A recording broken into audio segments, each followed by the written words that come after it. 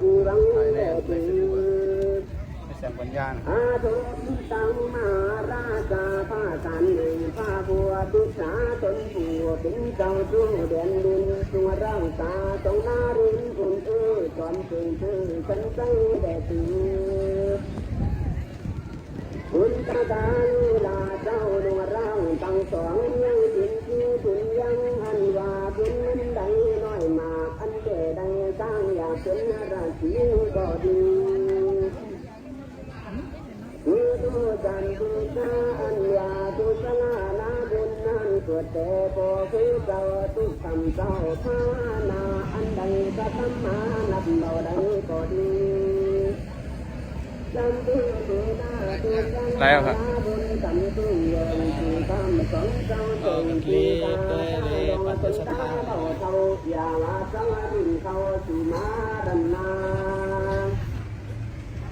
จงดังเป็นไก่ยาจงขอร้อยเต้าเต้าบ่อกินเลยเถิด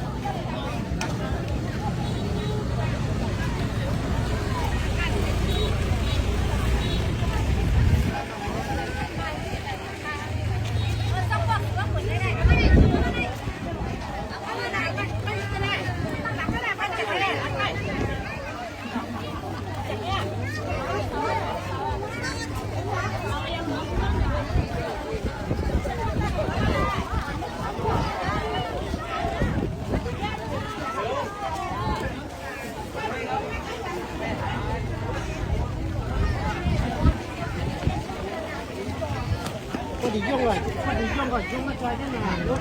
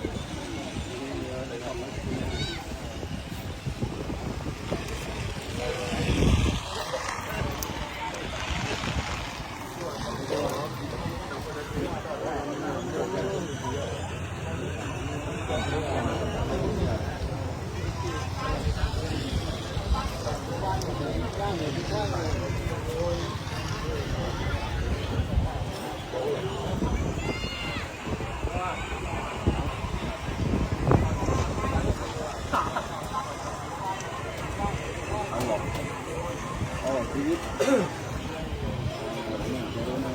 บ้านอะไรมาได้ไม่กินไม่เยอะ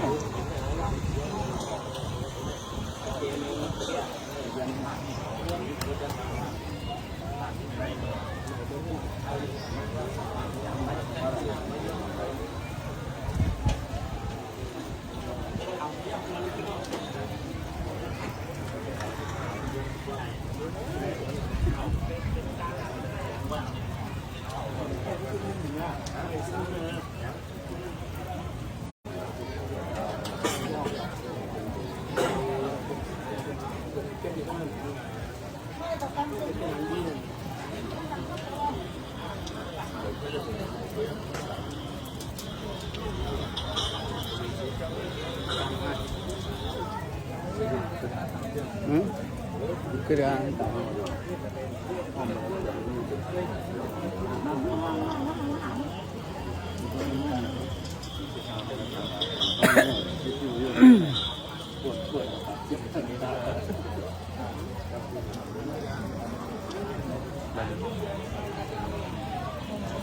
Khâu đi lại, khâu đi mấy à?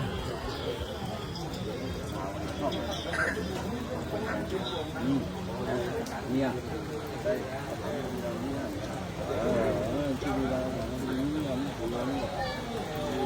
Nó có tỏi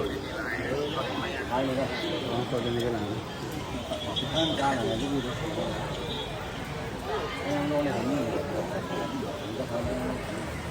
nó có tỏi may đó tỏi cốt nữa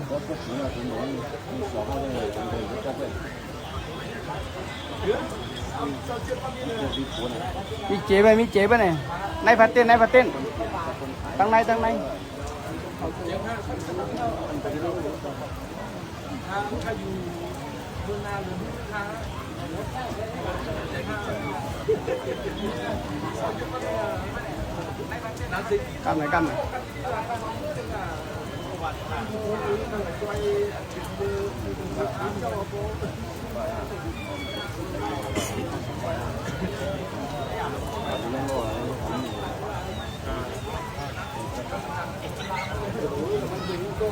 đây mà lại ông ăn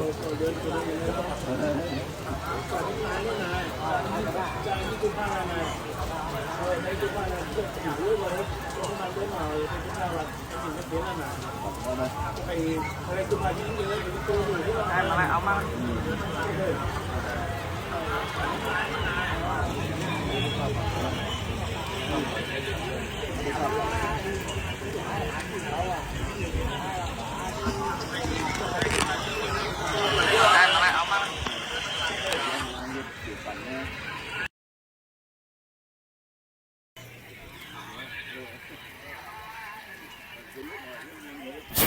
ฮัลโหล1 2 3ฮัลโหลจามตัว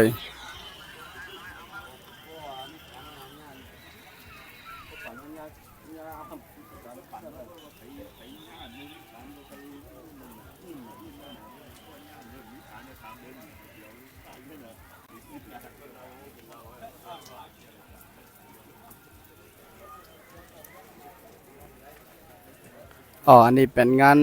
สงฆ์สักการพระครูบาสามโนนจันตาวโรอติตะเจ้าอาวาสวัดอโศกเมืองเจียงตุงอายุ80ภาษา60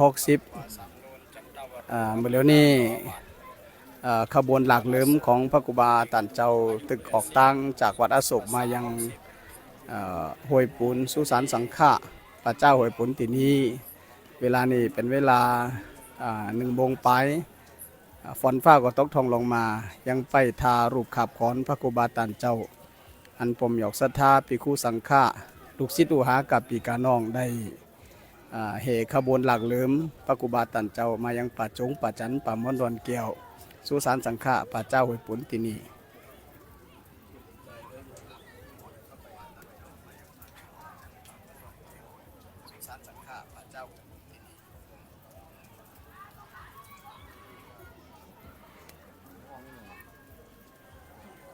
ภายในงานสงสการของพระครูบาสามโนนตันเจ้าก็ได้มีปมหยกศรัทธาหลายบ้านหลายโคงได้มา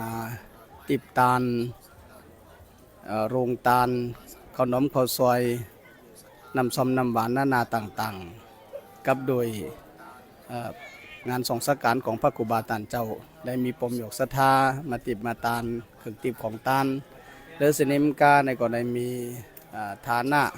ภายฟ้าอยู่ดีหมอยาเขาเจ้าก็มาไปทาลุมลาหักษาปัญญังปมหยกศรัทธาอันมาห่มปังสองสการพระครูบาตันเจ้านั้นลังเตอได้เจ็บหัวโมเกาในเกาะได้หักษาปัญญังปมหยกศรัทธาต่างหลายเมื่อเร็วนี้ยังไปทาขบวนเหขบวนหลักเลิมของพระครูบาสามโนนตันเจ้ามายังป่าจงป่าจันป่ามอนดอนแก้วที่มีอยู่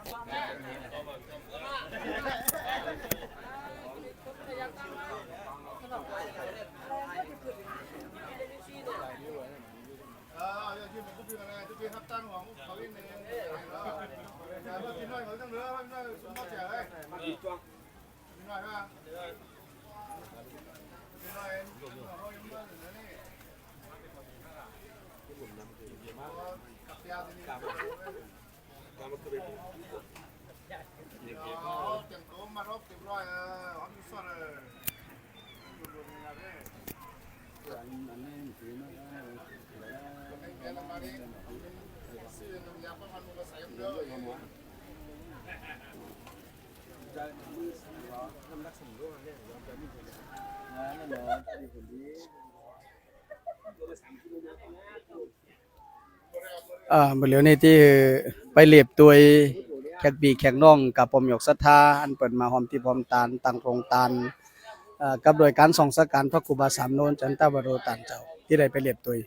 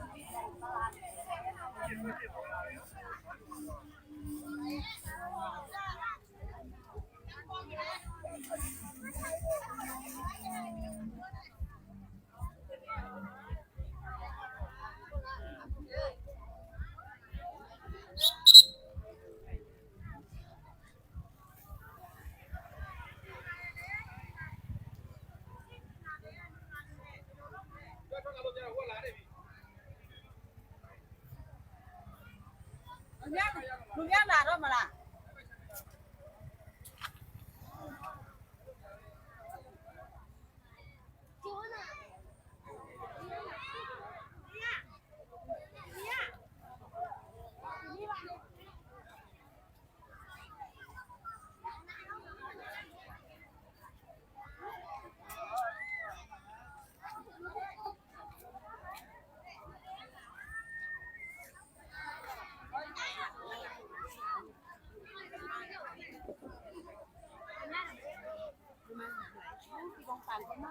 หลังจากกินเกมาก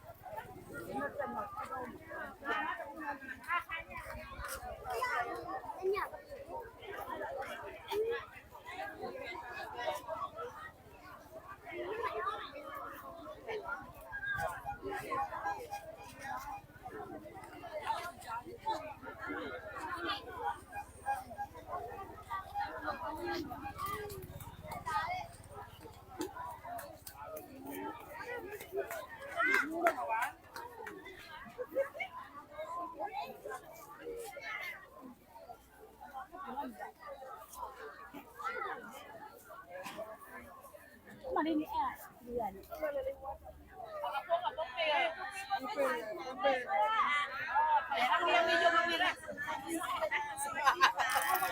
มองข้ามทางมันนั่นก็ซอยค่ะแล้วมาใส่ปีค่ะมองข้ามทาง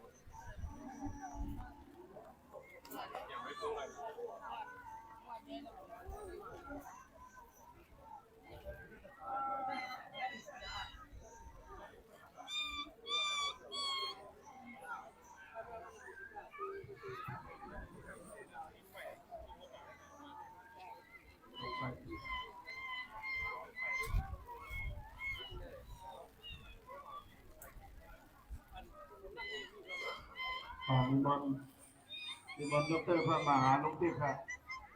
ลงมาต่อยเจ้ารายการนี่ครับดร.พระมหาลุงทิพย์ครับ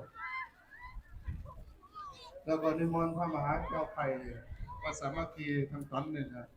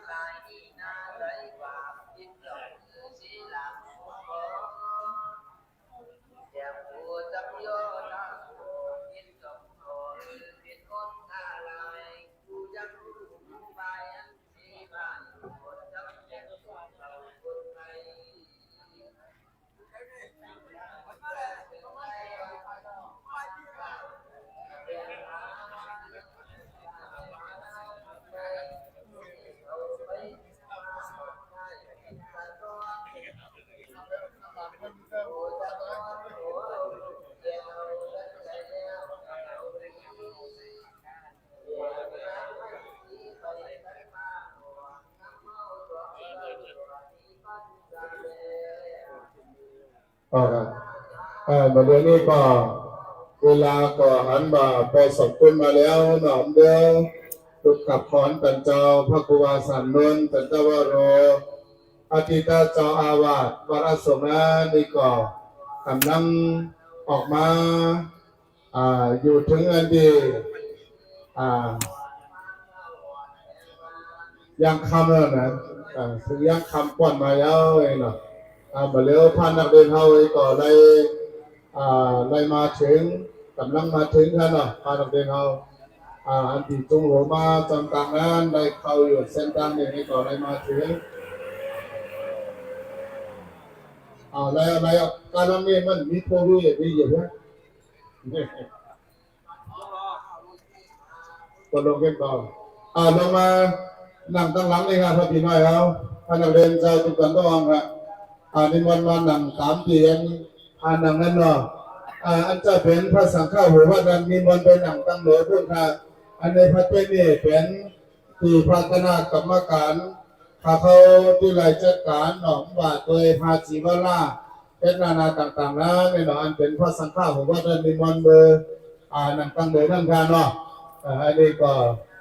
ขอความเมตตาพระสมณเณรนั่งตั้งนานั่นแค่เลยเพราะว่าตั้งเหนือมันเต็มเนี่ยก็มานั่งพัดเต้นตั้งหลังนี่ก็เลยฮะที่พระกรรมการนี่ฮะเพราะว่ามันจำตั้งเหนือนั่นมันจำเยอะไปก่อน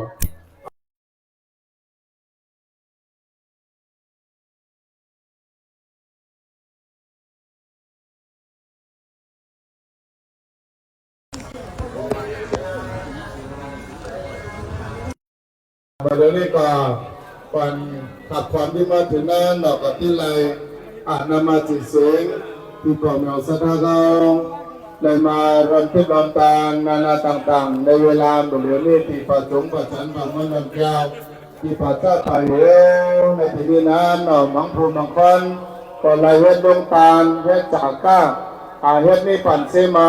มันก็เอาจีมันก็ใครเอาจีแบบนี้นะเหมือนเจ้าก็ไล่มาตาลพายเย็นแล้วก็คาราบาวอันนี้ก็เป็นก็ได้พอเห็นนมดูเห็นนมนะแต่วันไหนบ่าที่รู้จักอยู่เขาจะหวังกล่าวกันแล้วทีนี้นะอันนี้ก็ได้มาการแก่พระคณะสังฆาก็ขอสาธุอนุโมทนาสิกำเลยเนาะสมัยเกิดมายังมีบอกใช้ตัวเหนืองนั่งโยงอยู่บ้านสุพรรณมาเนาะได้ลำตันสำเร็จเงินอยู่10,000 แพรสร้างบังเกิดหมายยังมีบอกใต้ใสเหมืองน้ำโยงอยู่วันหนองคำหลวงไปมาลำตามจำเนินเงินอยู่10,000 แพรสมัยมีบอกลุง3เหนือปากคำอยู่วันประมาณปอกไก่ไปมาลำตามจำเนินเงินอยู่10,000 แพรสมัยมีเหนือลุกบอกลุงคำเหนือปลาจำเนี่ยบอกลุงคำเหนือปลาจำหนอนอยู่วันฝังสุนเนาะไปมาลำตามจำเนินเงินอยู่5 เองแพรสมัยมีบอกแต่3เหลืองนั่งลาอยู่วันผงเนาะเมืองจำเลยมาลำตาลจำเน้นเงินอยู่10,000 แผลเนาะสมัยมีมาแดงบอกใต้อ่องแรงเหลืองนั่งแสงแก้วอยู่วันนำขึ้นน้อยเลยมาลำตาลจำเน้นเงินอยู่10,000 แผลสมัยยังมีพระบิดผู้ซอเนาะวัดอ่างขางเมืองแหลมเนาะวัดมาอ่างขางเมืองแหลมในมารำตาลพา1 กุมเนาะสมัยยังมีบอกลุง3เป็นต้นหลุดเตาตั้งเอาต้องเฮินอยู่วันเสียงนุ่นเจ็ด1เลยมารำตาลจำเล่นเย็นอยู่5 เหงแถบ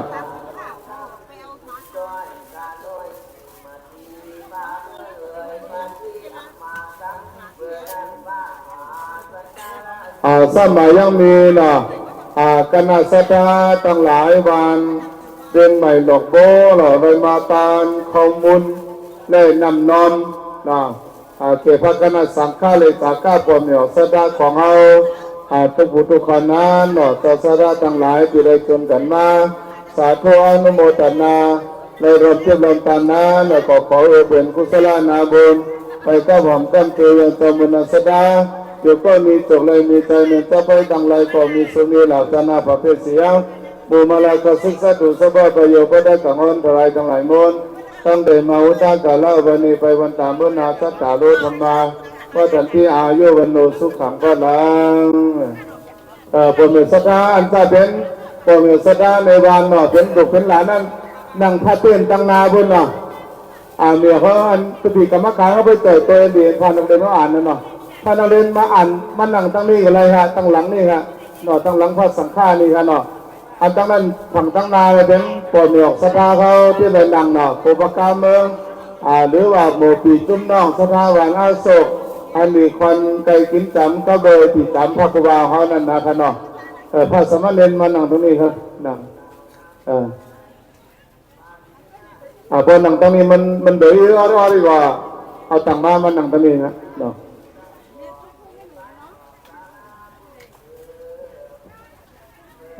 พระกรรมการต้องมาเจอโดยเนาะพระกรรมการนี่ก็มีส่วนเหมือนกันทุกก็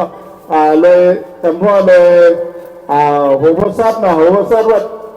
หัวโขงนั่นกันเนาะเจอเป็นตัววันนี้เนาะตัวพาเขา12 วัดฮะซัดหัวพซัดวัดหัวโขงมีอยู่12 วัดตัวพามีอยู่ประมาณ30 ปลายฮะนะ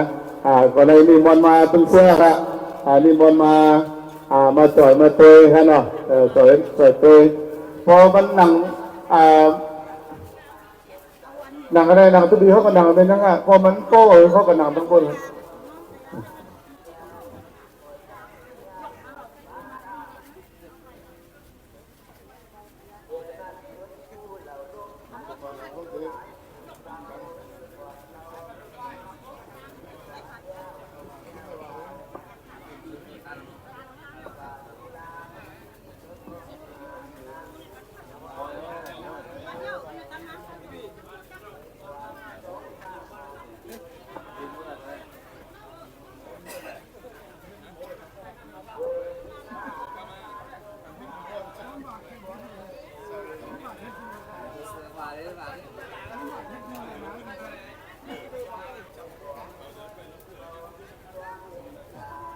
ขอนอบน้อมแด่พระกนาสังฆา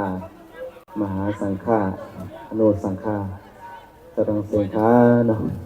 แล้วก็ขอความกัดอกเย็นใจความ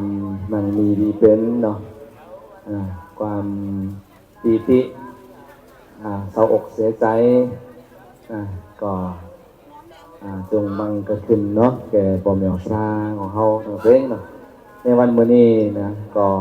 เทวบุตรเทวดาก็เนาะ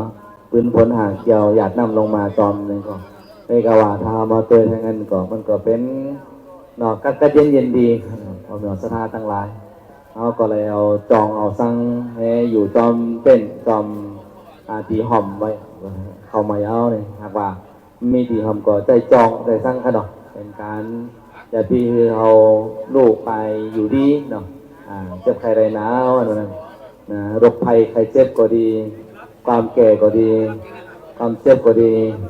ความตายก็ดีเนี่ยเอาป้อนไรเสียต่างก็ผ้าบาเอาหมอ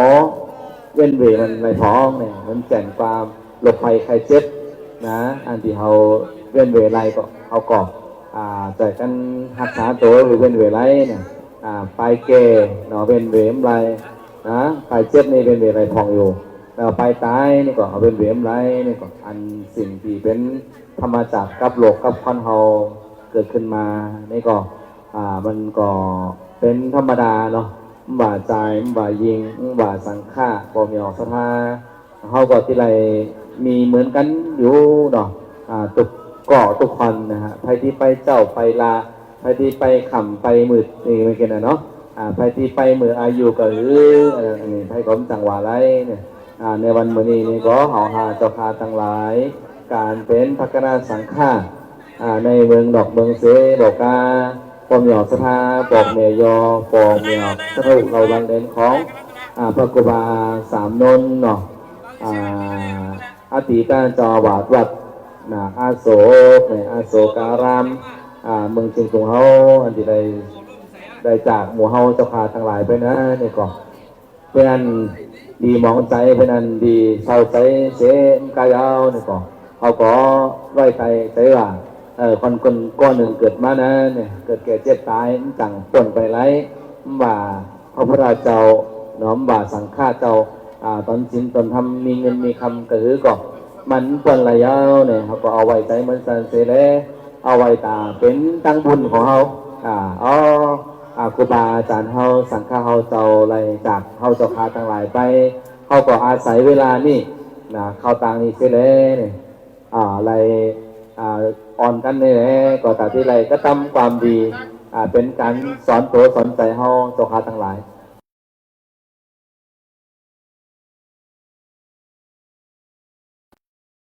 เจ้าคาทั้งหลายแต่ที่คือนึกถึงว่าเนี่ยคนเฮาเกิดมาหนึ่งก่อนนะเนี่ยมั่วไพ่ที่ไปเหมือนไหน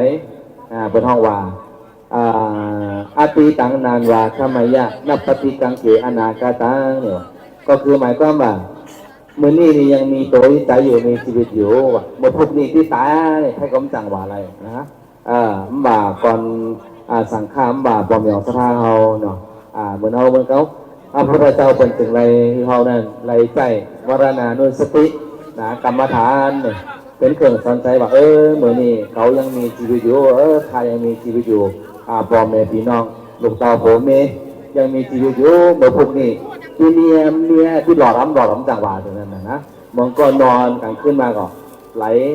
นะเสียงชีวิตไปก็มีอันนี้ผมอย่างศรัทธาตั้งหลายก็นั้นเลยเขาก็เอาพระกบาเจ้าสามนนเป็นเครื่องสอนจิตสอนใจของเขาจะพาทั้งหลายเสียเลยเขาก่ออ่อนกันมานะส่งเป็นข้างสุดใต้นะเป็นข้างสุดท้ายเป็นตีป่าจงป่าจันปรอนมนเกี่ยวนะเงินคำแบบพอมีศรัทธาทั้งหลายนะเป็นวาไว้นักขัดเขาจะเป็นวาไว้ว่าเงินค้ามเนี่ยมีเงินไปเรื่อยไปเยอะส่งเท่าไรถึงที่ไหนแกเนี่ยถึงที่เซียงโรงพยาบาลเนี่ยนะเงินคำเนี่ยมีเป็น10 ล้าน20 ล้านสักทีสักเพ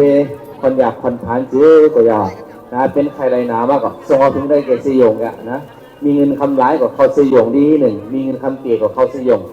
ต่างๆนั้นเลยนะมีเงินมีคำกับมุกปกก่อนต่างเลยหักษาก่อนตายไว้ก็มีเนี่ยนะคนเดียวสถาต่างหลายนะอันนี้เป็นห้องว่าเงินคำเนี่ยส่งเอาอะไรถึงที่เซียงโรงพยาบาลพ่อแม่พี่น้องโผเมเฮาลูกเต่าหลานเหลนเฮาเนี่ยส่งเอาอะไรถึงที่ไหนล่ะส่งเอาอะไรถึงที่ป่าจ้าส่งเอาถึงป่าจ้าแกเหมือนมันนี่เนี่ยพ่อแม่สถาต่างหลายการเป็นพัฒนาสังฆาที่ไรมาเป็นก็เป็นประธานเฮาก็ดีการเป็นหลกศิษย์หลกหาก็ดีพ่อแม่สถาการเป็นปอบเป็นแม่เป็นผีน้องญาติกาวงศาหลกศิษย์หลกหาพ่อแม่สถาในบ้านในเมืองจริงตรงเฮาก็ดีดอกบานโมจริงตรงเฮาก็ดีปองเมยอก็ดีเนี่ยถึงสิ่งต่างมวลก็ได้มาส่งนะต่านเจ้าพระกบาสามนนถึงดีป่าจ้านี่เป็นครั้งสุดท้ายเมื่อตีว่านะพันเฮานี่เป็นตีเป็นน้องเป็นโพเป็นเมเป็นปอเป็นแม่เป็นหลกศิษย์หลกหาเป็นขนุนจักกันก่อนส่งไปถึงกับป่าจ้าเนี่ยเผาแล้วก็มีภัยแต่ที่ห้องเขาป๋องพ่อได้แต่ไปจอมนั่นน่ะผมเนี่ยสราต่างหลายเนาะต่างก็ต่างโกตายอยู่อันนั้นปีน้องส่งไปถึงที่ป่าจ้านะอันแต่ที่ส่งเขาถึงต่อโจสุดปันอันที่ไปจอมเขานั้นเนี่ยเป็นที่สร้างหลานะเป็นที่สร้างหลาแต่ที่ส่งเขาบนอะไรเนี่ยโดยห้องว่า4 ก้อหาม3 ก้อแห่นะ1 ก้อนหนังเนื้อ2 ก้อป่าไปอะไรนะ4 ก้อหาม3 ก้อแห่1 ก้อหนังเนื้อ2 ก้อป่าไปผมเดี๋ยวจะได้ให้กับที่เราอาจารย์เรายินเคยได้ยินคำนี้อยู่นะ4 ก้อหาม4 ก้อหาม4 ปิด4 ปิดหรือว่า4 ก้อหามก็ทัด4ดินนำลมไฟหามเอาไปเหมือนไหนเลยดินนำลมไฟของเขานะไหนยังเต็มทวนอยู่ก็เจ็บไข้ไรหนาวอันแต่ที่เจ็บไข้ไรหนาวก็ดีแต่ที่ว่าที่เสียงกล่ำซึ่งมันก็เกิดขึ้นอะไรง่ายๆนั่นนะ4 ก้อหามเอาไปกุฏินะ3 ก้อแห่3 ก้อในแห่ไปนี้หมายความว่ามันเป็นอนิจจังทุกขังอนัตตานั่นนะหาเอาไปแห่เอาไปไปกุฏิเมื่อนี้อายุ1 วันเมื่อพูกอายุ2 วันเนี่ยมันเก่กว่าเที่ยงเมื่อนี้1 ปีเมื่อปีนามา2 ปีปีในมา3 ปีแต่เดี๋ยว30ขึ้นไปทางปีขึ้นกับเก่ไปเนี่ยนะมันอยู่ในสภาวะอันเก่ามันเจ๋งนะเมื่อนี้พร้อมโอ๊กดำอยู่พวกโมขาวเนี่ยปีนาพวกโมขาวเนี่ยเนาะอันนี้เป็นห้องว่า3 ก้อแห่1 ก้อหนังเนื้อ1 ก้อหนังเนื้อนี่เป็นไพ่เป็นจิตใจของเขาจิตใจของเขาหนังเนื้อใจเป็นนายกายเป็นบ่าวใจเขานี่เป็นนายเขาที่ให้สร้างก่อนมีใจนี่เป็น ตัวตังตัวตีเป็นมีใจเป็นสั่งว่าเฮ็ดจานเลยในทีนี้เฮ็ดตั้งดีเลยเฮ็ดตั้งให้เลยใจเขาเป็นก็สั่งนั่นนะคนศรัทธาตั้งหลายหนึ่งก้อนหนึ่งเนื้อเพราะฉะนั้นเนี่ยในวันมื้อนี้ก็เฮาเจ้าคาตั้งหลายไว้ใจเป็นกุศลนาบุญเอากุศลนาบุญกำแผมเฮาหันพระกบาเจ้าไปสู่สุคติสวรรค์ชั้นฟ้ามาสู่ป่าตรงป่าจันป่าดอนมอนแก้วก็เขาก็ไว้ใจว่าเขาก็เลยจะทำความดีเขาภูคานั้นมีอายุสักอายุยืนยาวเขาภูคานั้นกายอนไขมาเนื้ออะไรเตียบไรตานเขาภูคานั้นนะไปไหนก็มีจกมีใจอันนี้นะเป็นการของว่าเอาใจของเขาเลยไว้เป็นเจตนา3การเวลานะเหมือนเขาจะพาต่างหลายที่มาวันมื้อนี้มันก็วันที่6 เดือน 7 2025เป็นวันส่งสการสุดท้ายพระกุบา3นนเจ้าเนี่ยเขาก็เตรียมตัวไว้ปีน้องๆเขาพาต่างหลายไผที่ติดที่ตาในไผที่ตาสั่งตานนำกินหน้าตานนอมหน้าตานพาพากัดเย็นหน้าตานเป็นนิพพานเสว่าจตุติสะว่ากาบสีติดว่าลงตานมาจนเกิดเต้นกันมาขาที่ตานหอภาษาขาที่ตานพากลุ่มขาที่ตานโหลขาที่ตานขันหยัดน้ำจะดีเป็นตอนนั้นนะผมอย่างศรัทธาต่างหลายหรือว่าย้ำในตานเจอก่อนมาถึงเราก็ตุปีพระปีเขาเจ้าก่อไปทาหับเอานามาตีเสียงของผมอย่างศรัทธาต่างหลายได้อยู่หนอปีนี้เนาะเปลี่ยนลงฐานะตีความตีความตานนี่อยู่นะแต่ที่ในเป็นส่วนหนึ่งท่านเนาะมีเงินตานไหวตาปลายนาคือปออะไรมีเงินมีคำกายอนไขมันรักษาศีลไหวตาเรามีอายุมันแก่นยืนยาวมีดอกไผ่ไข่เจ็บนั่งภาวนาไหวตาเรานั้นไรมีจิตใจติดกัดเย็นไรเป็นส่วนหนึ่งของหนตั้งแต่ที่สู่พานิพพานนั้นเย้านะนี่ก็เนาะ1 ก้อนนางเนื้อ2 ก้อนปลาไปอันมุติวาเนี่ยนะผมอย่างศรัทธาต่างหลายเงินคำส่งเลยถึงเสยงพ่อแม่พี่น้องคนเฮาส่งเลยถึงป่าจ้าอันตที่ตาไปต่อโจสุดป่านเท่านี้แม่แต่ตัวเขาผมตาไปเป็นเผาไว้เหลือแต่กระดูกเลยนะเหลือแต่กระดูกเหลือแต่หลุกเอาไปใส่ไว้ในอุ๊บใส่ไว้ในกุ๊ดเนาะใส่ไว้ในเจติยาปีหนึ่งเอามาติดมาตานเสอันนี้เนี่ยนะอันแต่ที่ไปกับเฮาจะเป็นนะมีบุญกับบาปมีบุญกับบาปมีกุศลกับอกุศลแต่ที่จอมเฮาไปแต่ที่ไปกับเนื้อกับตัวเฮาของเฮาอยู่ในปัจจุบันนี้เนี่ยมีอยู่จอมหอจอมเพลินอยู่ในภาวะจัดปานนี่ก่อนของเฮาถ้าเฮามีบุญก่อนให้สร้างก่อเพียงให้สร้างก่อหงายให้สร้างก่อดีการขายก่อดีนั่นน่ะเนาะมีมิตรมีเสือมีสหายที่เปิดมาอย่ามาเกาก้อมไรเปิดมาลูกมาหล่อนก้อมไรนั่นเย้ามีบุญเลยคนมีบุญกันมานั่นนะ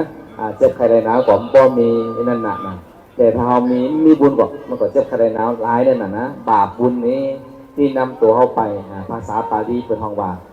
สุขติปาติกังขาว่าอาสังกิริเถนะจิตเตอาสังกิริเถสุขติปาติกังขาเนี่ยเนาะใจที่มันเศร้าหมองใจที่เป็นบุญเป็นกุศลนาบุญใจที่ดีที่งามใจที่ฮักที่แป้งเปิดนี่ก็แต่ที่คือเฮานั้นนะอยู่ในจาดนี้ก็มีสุขจากที่ไปนาก็ไปสู่สุคติสวรรค์จันทราตั้งแต่สวรรค์ฮับจันขึ้นไปต่อถึงจันพรม31 โค้งอันว่าเสา6 โค้งอันก่อนที่ไปถึงไรนั่นน่ะถ้าว่าใจมันดีใดก็ตามใบมาเป็นตาหน้าก็มเลยอยู่ที่พื้นตาศีลหน้าก็มเลยรักษาศีลแต่ที่ใจเป็นก็มีภาวนาแก้งกรรมก็มีอะไรเดียวสั่งไปได้นี่ก่อนนะจิตเสสังกิริเถทุกติปาติกังขาเมื่อใจจิตใจหอมดีจิตใจหอมงามตัวหอมในเฮ็ดไว้ตาหน้าในเฮ็ดศีลในเฮ็ดภาวนาในเฮ็ดก็ได้ไปสู่สุคตินะมีเปรตอสุรกายสัตว์ริษานเนาะมีนรกนะเป็นตอนอันนั้นก็ไปที่ให้ที่ดีนั่นนะเกิดมาภาวะจัดปันได้ก็เป็นคนตุกคนหยาบเป็นคนแบบเป็นโถนั่นเนี่ยนะแต่เมื่อได้เขามีบุญมีกุศลนาบุญก็เขาก็ไปถึงที่มาให้ปลายตั้งอยู่ในจัดนี่ก็มีเงินมีคำมีนามีตาเกิดมาจากภาวะจัดปันหนึ่งทำในเข้าสู่นิพพานไม่ถึงนิพพานแต่ก็เป็นผู้ต่างมีดีเป็นอยู่ดีมีสุขเนาะเฮ็ดสร้างก่อเหมือนอกเหมือนใจนั่นเดียวเนาะเพราะฉะนั้นผมอยากศรัทธาทั้งหลายอันนี้ก็มาเป็นการตักตายตอนนี้ก็จะสามารถถึงเยอะเนี่ยผมอยากศรัทธาทั้งหลายผมอยากศรัทธาทั้งหลายไปเมืองยางไปเมืองยางใส่เสื้อขาวสุดขาวนะมาเมืองยางมาจากหลายวันโดยจำพ่ออันวันใช่ไหมว่าลาวัดป่าแรงว่าหันหอไตก็มานะวันหอไต ป่ากลางว่ะจะนี่นะเนาะถึงเสียงตะโมนป่าซานน่ะที่มีเจ้าสิทธิเขาเจ้าครูบาเขาเจ้าแล้วก็เลยเป็นอ่อนโหโทนามาไอมาติดมาตานเป็นเจ้าตนาสภาอาหารเจ้าอาหารเป็นการขันทำเนาะเอาตุกเจือตุกเหนียวอันนี้ผมเอาสภาต่างหลายเนาะอันนี้ก็เอาไว้เป็นเนื้อนาบนกับเฮาคือเฮาบอไรมีบุญเฮาวันไปนามาถึงมือถึงข้าวเฮามาเฮาก็ที่มีบุญนำไปสู่สุคติไปที่ดีที่งามหรือว่าในอนาคตมานี่ก็ที่จ่ายเฮาเนี่ยนะกายันไขมันมีเงินมีคำในเต็มอกเต็มใจทุกข์อยากพื้นอันนั้นมีดอกไผ่ไข่เจ็บแล้วนั่นมีคนเอาสภาตั้งหลายว่า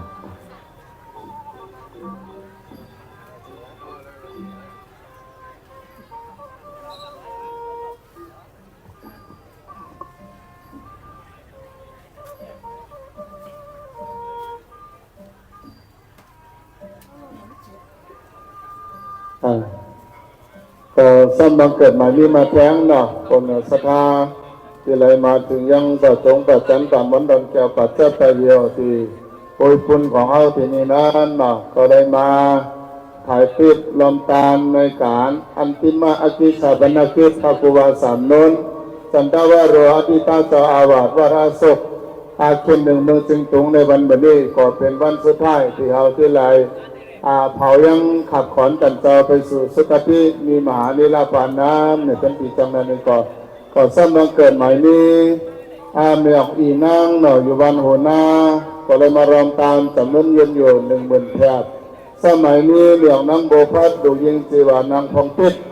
อยู่วันหนองคำโดงหน่อเลยมารอมตามจำนวนเงินอยู่20,000 แพรสมัยนี้บอกตายีเมียกนางจันคำ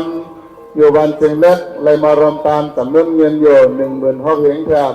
สมัยนี้บอกตาเสียงตีดุกจีวาใจหลงอยู่วันเชียงเล็กบอกใจเสียงตีดุกจีวาใจลงแสงอยู่วันเชียงเล็กก็ได้มารอมตามจำนวนเงินอยู่20,000 แผลนะอันนี้ก็ขอเป็นกุศลนาบุญไปก้าวหอมก้ำตัวอย่างเจ้าบุญอาสดาของเขาทุกผู้ทุกคนอยู่มีจงมีใจเหมือนต้องไปทางใดก็มีสุมีลาภชนะประเภทสียมูมาลากศึกษาดูสภาพประโยชน์พระธรรมอันตรายทั้งหลายมุนตั้งแต่มาอุตากาลวันนี้ไปบนตามเมื่อนาสัจจาโรธรรมาก็ตอนที่อายุวันโนสุขังพลังเนาะขอเตือนสติกับเลยปวดเหนียวสดาวิไลมาเฮ็ดจากข้าลงการหรือว่ามีปั่นเสนานเขาห่อพักจอกเขามุนเขาปอกเขาปองเขาน้ำนอนเขาน้ำส้มต่างหลายนั้นเนาะเวลาแจกนี่ระวังอีกหนึ่งค่ะเนาะ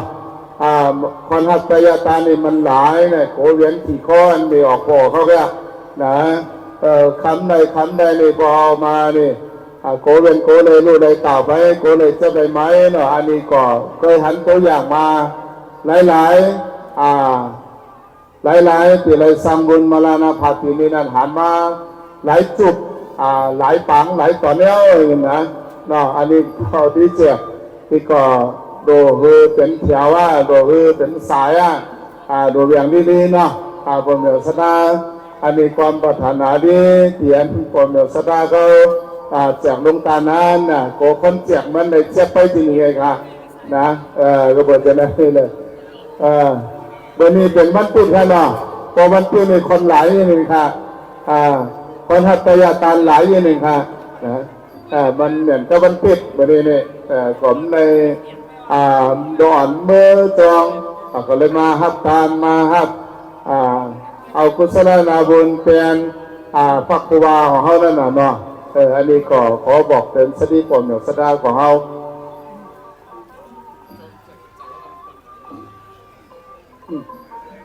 สร้างบางกฎหมายนี่มาแทนเนาะบอกได้ใส่เหนียวนางแสนคำอยู่วันหนองหลงหนองคำหลงอยู่วันหนองคำหลงเนาะอันนี้ก็เลยมารวมตาลจำนวนเงินอยู่10,000 แพรสมัยนี้บอกได้ยีเหนียวนั่งนุ่มอยู่วันหนองคำหลงเนาะเลยมารวมตาลจำนวนเงินอยู่10,000 แพรสมัยนี้บอกได้เตเหนียวนั่งพัดแสงบอกได้อ่องเฮงนางคำหอมเนาะอยู่วันเนื้อเพียรเมืองไหมเนาะเลยมารวมตาลจำนวนเงินอยู่15,000 เหรียญแพรเนาะก็ขอเป็นกุศลนาบุญตั้งตัวยังตำบลอาสดาอยู่ก็มีจบเลยมีใจ แม้จะไปตั้งไรก็มีสุมีหลายชนะประเภทสียังบุมาลากาซึ่งสะดุสะบ้าประโยก็ได้ของอันตรายทั้งหลายมุ่นตั้งแต่มาหุตากาลาวันนี้ไปวันตาเมื่อนาสัตตาโลธรรมาก็ดันที่อายุวันโนสุขังฟ้าลังนี่ก็สร้างบังเกิดใหม่นี้เมียนางสันพุทธเป็นเก้าดูเตาตลอดตั้งเอิญหรือยินสิวานางติดโนนอยู่วันหนองคำหลงเลยมาลองทำจำนวนเงินอยู่10,000 แพรสมัยนี้เมียนางไงเป็นเก้าตั้งหอตั้งเอิญอยู่วันหนองคำหลงเลยมาลองทำจำนวนเงินอยู่10,000 แพรสมัยนี้บอกใต้หนาม3อยู่วันเจงเล็ก14อยู่วันเจงเล็ก14เลยมาลำตามกับเงินอยู่10,000 แพรอันนี้ก็ขอเป็นพระอานิสงส์กำเตือนสมุนสัตตาขอทุกผู้ทุกคนสัตตาโลธรรมาว่าทันทีอายุวันโนสุขังปะลัง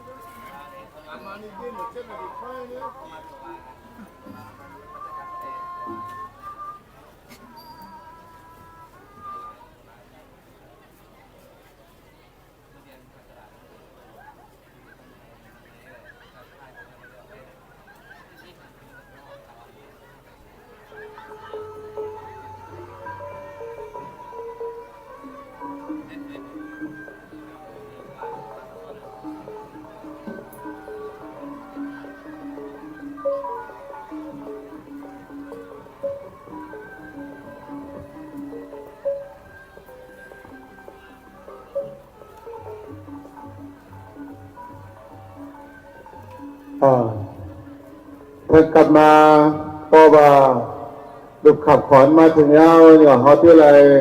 เข้าสู่รายการในการต้านพาฝั่งสกุลนั้นนี่เนาะอันนี้เพราะว่าอันนี้ขอที่แจ้งบอกกล่าวเนื้อบุปีจุมน้องยาติกาตั้งหลายเนาะอันเกี่ยวอันไกลสัมจิมลูกศิษย์ลูกหาก็เลยพาครูเราเขานั้นเนาะที่ได้มาไปเอาตีพาศิวรานี่เอาดินปันอันที่อันคณะกรรมการวานาศกเขาเลยเตรียมมาหมายที่เขานั้นนี่เนาะหรือเอาดินปันเปิดนี่เนาะเพราะว่ามีลูกหลานหลายมีไพ่นี่ก็สำรองไว้เนาะสำรองอันนี้ขอกล่าวเนี่ยหัวหน้าขอกล่าวเนี่ยธรรมนักศึกษายิ่งเมืองจริงตรงเนาะทางเรียนเดินลาไว้เพราะว่า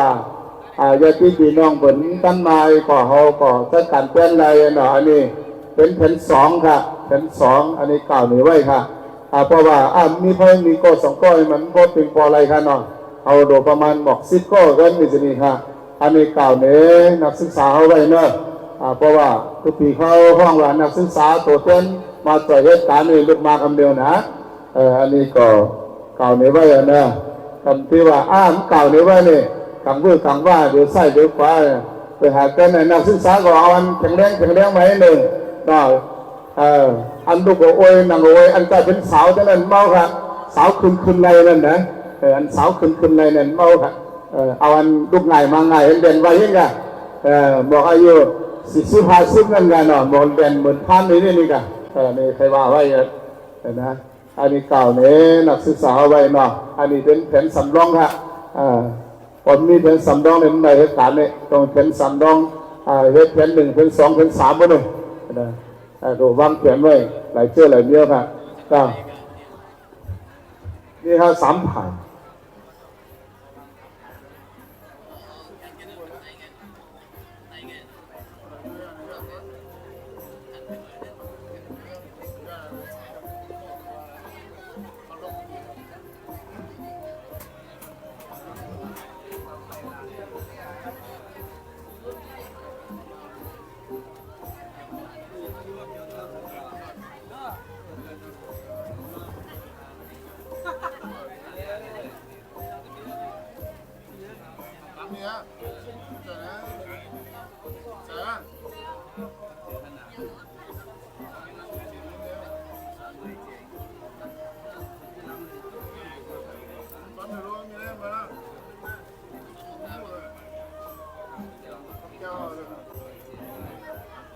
ในก่อนเรามีดงตาลแทงเนาะดงตาลลั่นเพชรคำเจียวเนาะอันนี้คำเจียวเวยเจมินอยู่วันเนี้ยเป็ดหลอกโบนะครับเดียนตุนล้านเนาะใช้ตรงเดียวนี่เนาะนี่ก็เลยมาตาลสายเย็นเนาะนี่พอสายเย็นนั่นนี่น้ำสายเย็นมีเป็นร้านในที่เฮ็ดขมุนเพชรกว่าเฮ็ดมีเจกันเนาะร้านคำเจียวขมุนเพชรนั่นนะร้านคำเจียวขมุนเพชรอยู่เรื่องใหม่หลอกโบอันนี้ก็เลยมาเฮ็ดจากก้าและเฮ็ดสายเย็นมาจากมาถ่ายตั้งพระสังฆาเสียงกลางแล้วก็รายการบุพเพจุ่มน้องปนเหนือสดาตั้งหลายเนาะอันที่เลยมารวมสาธุอนุโมทนาเนาะขอสาธุอนุโมทนาก็โดยเจ้าสถาอยู่เลยจนกันมารวมพิษรวมตานานาต่างๆบ้านน้ำส้มน้ำหวานข้าวบุญข้าวปองข้าวเส้นข้าวซอยข้าวเหนียวน้ำพริกเนื้อจิ้นอันนี้เป็นตานันทาเนาะ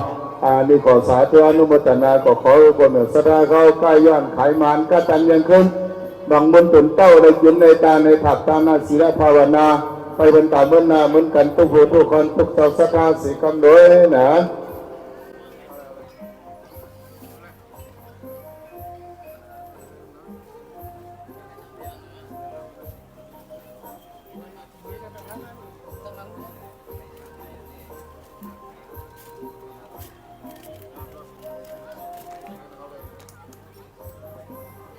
พอตัวสดาวันไหนเนาะพอเลยเอาดงตาลมามีความผสมใครออกสีออกน้ำออกสีออกเสนี่ก่อนมาบอกมากาผิวเขาเลยเนาะพวกเขาก็ต่อยประกาศบอกกล่าวนี้พอเมออกสดาบอกบุญเนพระสังฆาเจ้าพระสามเณรเจ้าแล้วก็พอเมออกสดาของเขาทั้งหลายนั้นเนาะเวลาสาธุอนุโมทนาจอมอกุศลสมกันนั้นนี่เนาะมาบอกมากล่าวเลยครับอันเก่าเยอะกว่าเยอะไปกันเนาะอันดินเก่าไอ้เคยก็มาเก่าทางก่อนไรเนาะที่อ่านเนื้อทางกันหนึ่งเนาะเดี๋ยวจะได้หนึ่งสถาตั้งหลายบันจริงเล็บไรเฮ็ดเขาเซนเขาซอยน้ำมาถ่ายการจำล้นเขาเซนเขาซอยนั้นอันเรียงมันนั่นปักต้อยวะมีถึงน้ำมันจอมเลยแล้วก็สถาตั้งหลายบันจริงลานทานข้าวเหนียวน้ำพริกเนื้อไก่จิ้นจำล้นอยู่5 ปากคอฮะแล้วก็สามารถบันหนองนนต่างหลายสดาต่างหลายเนาะการเข้าพื้นโผนะการเข้าพื้นโผครับแล้วก็สีมาบันหนองคำไต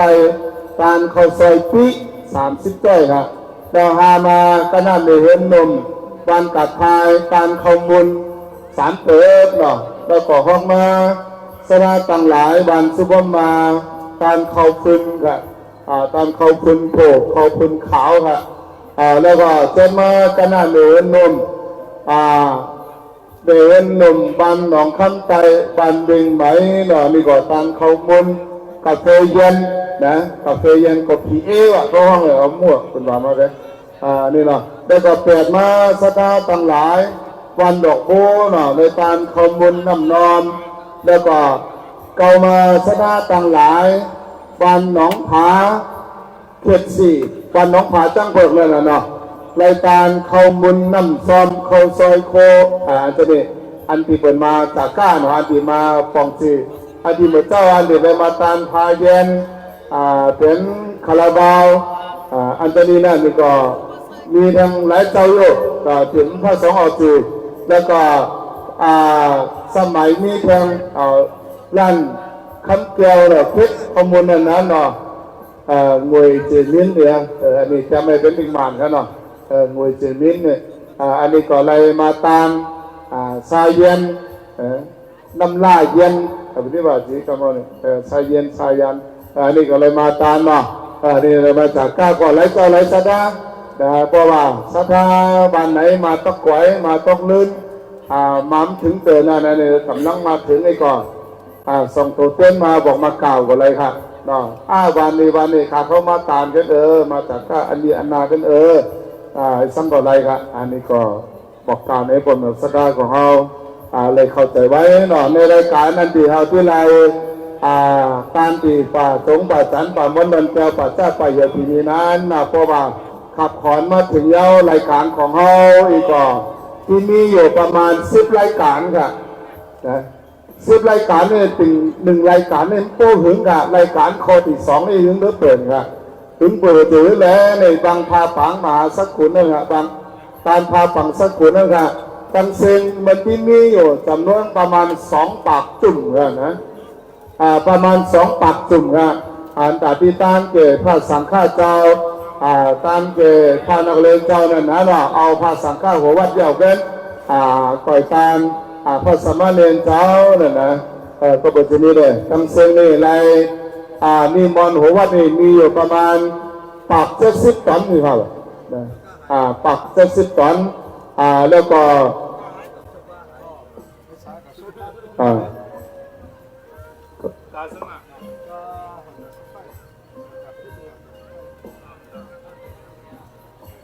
มาดูนี่เนาะอันนี้เป็นข่าวขำด้วยครับขำด้วยนี่กักโซกาหอนตาพิษอีกครับกักโซกาหอนตาพิษของปอเขาได้ต้องไว้ครับเนาะโอ้ให้เก็บอีกก็เอามา2,000เปลี่ยนภาคกรรมการเปลี่ยนเป่าพักกาดดีเสกรรมในกันนะพอให้เก็บอะไรกันนะพอให้เก็บอะไรก็มากล่าวพระมาใครเก็บอะไรกักโซก็เนี่ยสงสัยอันนี้ว่าเจ้ากามากล่าวปองข่าวไว้ว่ามาเดี๋ยวกาหอนตาพิษว่านะกาหอนตาพิษนี่อะไรต้องไว้ว่าเจ้ากาเลยมาแจ้งข่าวไว้พวกเจ้ากาก็ปั่นไปปั่นมาเสียหอกว่าซ่อเติมหาแล้วว่าเตอร์แล้วตรงที่เลยมากล่าวในพระสังฆาเจ้านะอันนี้ก็กล่าวในก็เหนียวสดาเขาพระภิกษุสามเณรเจ้าตอนในอะไรหันไปเก็บอะไรนั่นนะเนาะพอหันเก็บอะไรก่อนเป็นสังฆะพอหันไปเก็บอะไรก่อนเอามาส่องกันบนคืนนี้เนาะเอามือเอากักส้มมันมือกับใจขันเลยค่ะมีกักส้มในมีกาก่อนมีประโยชน์ทั้งนั้นเนาะอันนี้ก็เป็นข่าวถึงปกติหนึ่งเนาะอันนี้เอาอะไรมาที่มาตันสำเลยต่อไปนะก็เบอร์สังเลยก็เบอร์ในจ้องใจจ้องเหนือจ้องเอาเบอร์สังกันจ้องเอาเมียมันก็ได้หล่อนต่อไปก็บ้องเป็นไรครับอันนี้กล่าวถึงว่ากักโซกาต้องหายขนาดรายการของเขาเนาะมีอยู่ประมาณ9 ข้อละก็มีอยู่9 ข้ออันที่ถึงเดิมเป็นรายการข้อที่2อันที่เขาที่รายการพาฝังสกุลนั้นเนาะอันนี้ก็เขาที่ได้ใช้เวลาประมาณสัก1 ชั่วโมงนะกัดกายครับนอกนั้นก็อีแล้วก็ได้ค่ะมันก็ไม่เสียเวลากับที่ค่ะเนาะอันเขาก่อนเหมือนเขาเคยว่าพอตามพาฝังสกุลแล้วก็ที่ไรเป็นการลงซิดโดหาสร้างนี่ก็ที่ไรพัฒน์ศิลป์บกจมภายเพชรบอกไปเกิดความเรียบร้อยดีงามเยอะก็เอาดอกซิดดอกหาไปลังตันใจเนาะแล้วก็ยกเอาภาษาที่เหมือนเก่าเรียบร้อยเนาะเอาก่อนที่จีไปมากแก้วก่อนที่จีไปมากแก้วนั้นเขาก่อนที่ไรอ่านประวัติเนาะอ่านประวัติเลยยอนั้นโดยพระมหาเจ้าไผ่เจ้าวาดวัดสามัคคีในเอิญกระเต๋าเนาะก็เพื่อว่าท่านเจ้าพระครูวาเคยเป็นเจ้าอาวาสที่หันต่อ2 ปีต่อ3 ปีนั่นนะ2 ปีต่อ3 ปีครับอันนี้ไปให้เจ้าอาวาสอยู่ที่กระเต๋านั่นครับเนาะแล้วก็ต่อไปก็เอาที่ไรที่ไพ่มาเจ้าเข้าสู่ขับขวัญมันเจ้าเนาะอันนี้ก็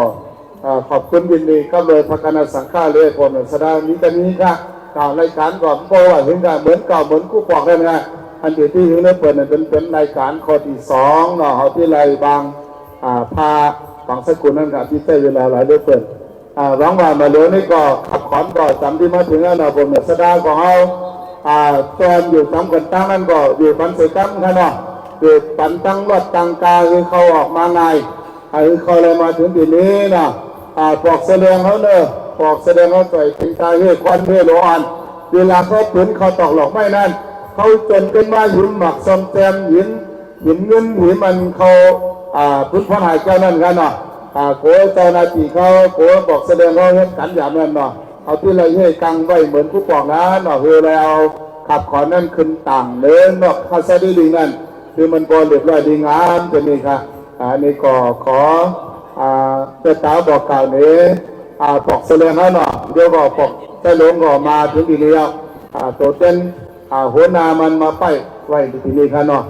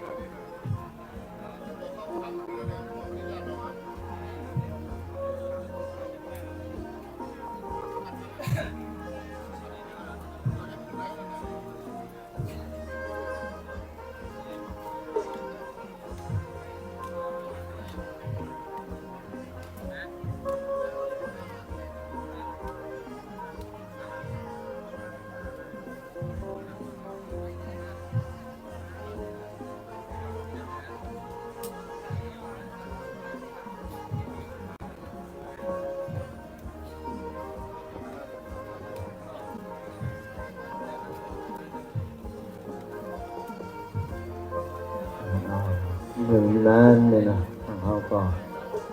ที่ไรถ้าเรายังรวมขับค้อนของพระครูบาเจ้าจากวัดอโศกเข้ามายังสู่ยังพระเจ้าวิพุนป่าจงป่าจักรมันเจ้าเย้าเนี่ยค่ะเคยแต่พอมีอสหาแต่หยอกกองมือถือเอาไว้จำที่ถึงสิบวันนะผมพันทั้งหลังกันเนาะที่เขาจะเข้ามาอยู่ที่ตอนไปสีหลงแล้วกันเนาะเข้ามาตอนไปสีหลงแล้วที่เข้ามาถึงต่างมันขยับด้วยหนึ่งผมซาทั้งหลายมันพามาเตยต่างก็มันก็เหมือนภาวะจากบ้านเฮานั่นน่ะเนาะจีของเฮานี่มันเลยเต็มไปด้วยกุหลาบอันมันนะดอกแมงสีอันนั้นเลยนะต่างมันก็หยาบภาวะจากบ้านเฮาก็ง่ายเนาะแต่ที่อยู่ไรนะเพราะฉะนั้นในธรรมะของพระพุทธเจ้าเป็นว่าไว้อยู่สี่อย่างนะจะอยากเขาอยากนั่งให้ก่อนนะสี่อันไรหยาบนะครับสี่หยาบนั่นเลยหนึ่งใน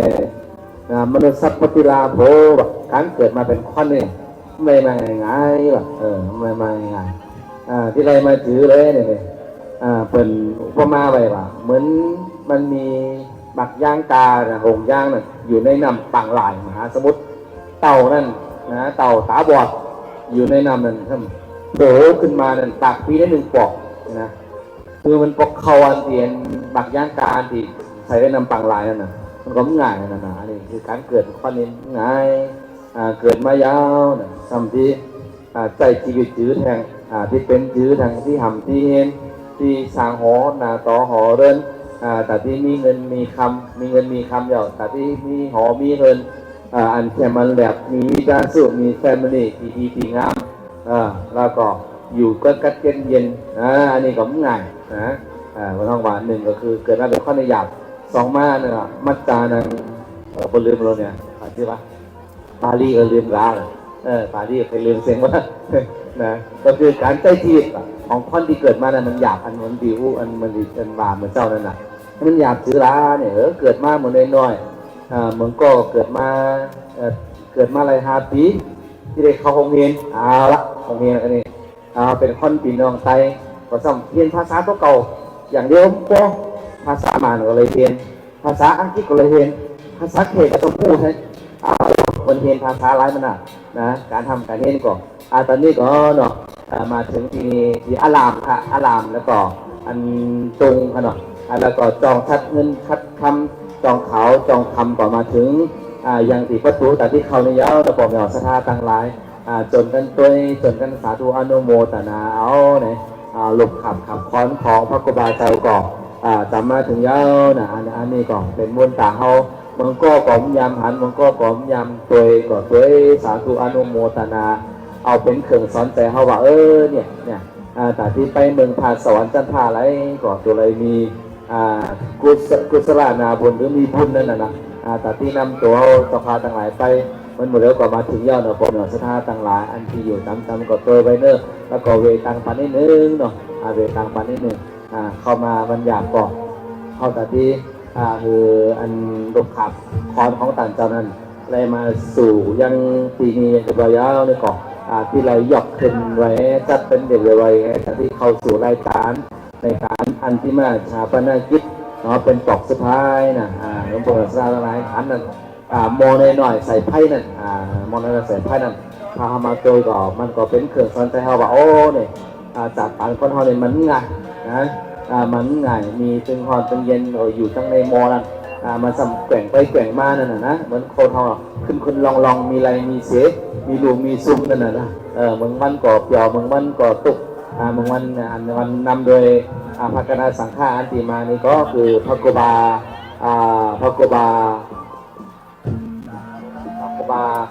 วัดก่อกลางเจ้าเป็นเก่ามาปีเจ้าพระกุบาบุญหลงวัดก่อกลางนะครับเนาะแล้วก็นำมาโดยเนาะ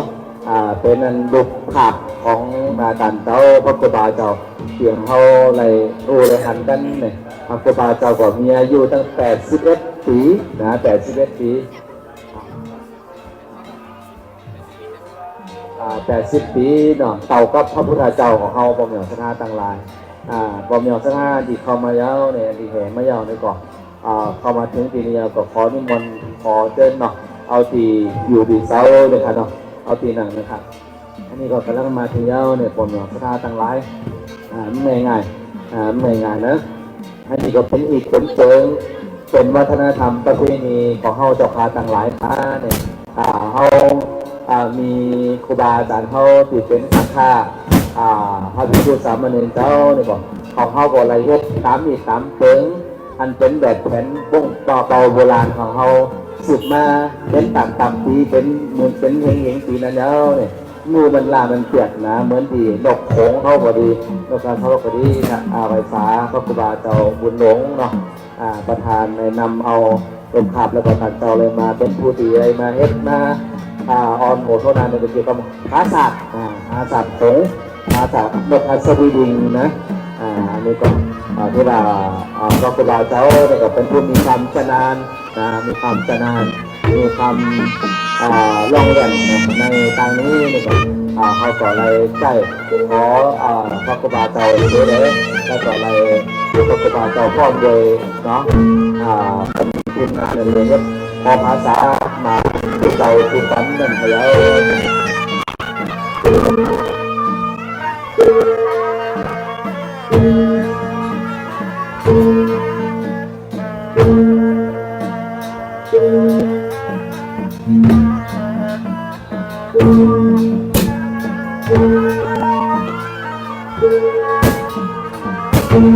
ของกลุ่มการเป่าปีเตอร์มีหลายอย่างเป่าผสมกันระหว่างเมืองจีนจุดและก็ล้านนานะครับนะตอนนี้การต่อวันดีเป็นดูจัดการก่อตุบุเสาตุบุเสาก็เลยมาถึงไปนำหมดต้นนามา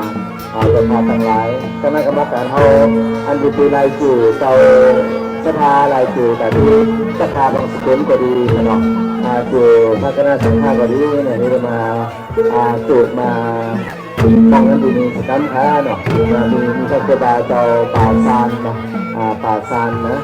แล้วก็หลกศิษย์หาที่เคยอยู่กับต่างเจ้าไปน้ำมาตลอดถึงปอมีหอสภา วัดอาโศกของเขาก็ดีตัวหมอชาเป็นจริงของเขาก็ดีไอ้ที่แบบในหลักเหลือ1 ปอกเนี้ยสักยาว100 ปีด้วยเขาบอกอาโจมันเนี่ยนะอันนี้ส่งมาเนี่ยในหลักเหลือ1 ปอกมีอายุยาว10 ปีแต่ถึง8 ปีบอลหมอชาต่างหลายเนี่ยก่อนนั้นแล้วเลยเขาจะมีหลักเหลือเนี่ยหลักเกิดนำเอาหลักฐานสำคัญของพระกุฎาจะมาให้นะถ้าว่าหลัก2 ปอกอายุ20 ปีนะอายุยาวนะหลัก10 ปอกมี8 ปีนะบอลหมอชาต่างหลายเนาะเพราะฉะนั้นก็ตกไปเรื่อยๆเลย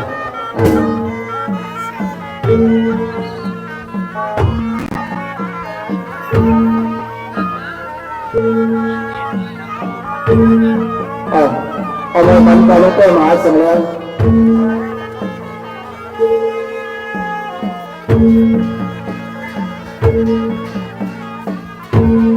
ฮัลโหล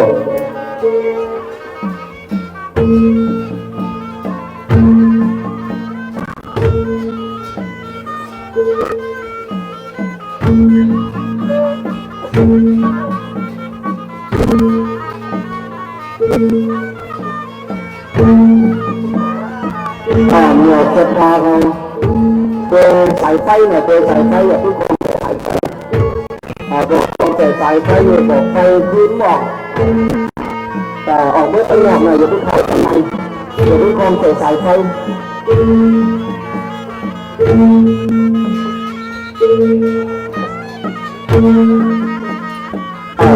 แต่เมื่อการเอาตัวสายไฟเลยบอก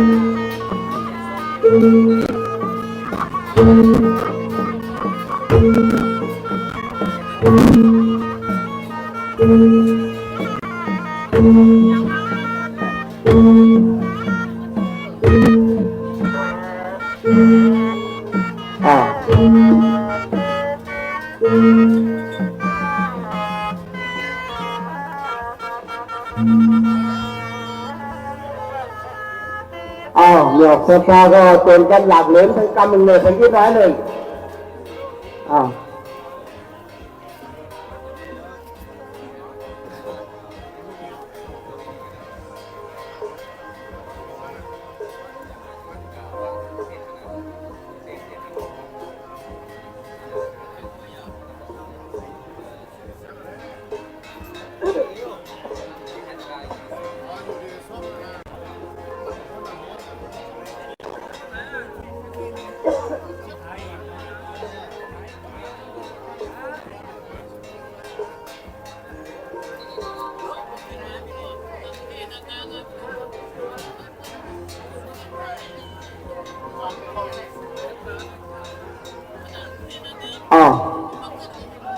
ตังเนี่ยเหนือเสื้อผ้าเขาอยู่ตัง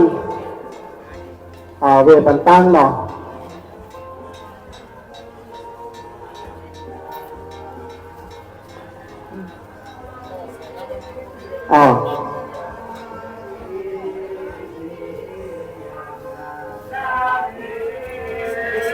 เป็นเหนือเสื้อผ้า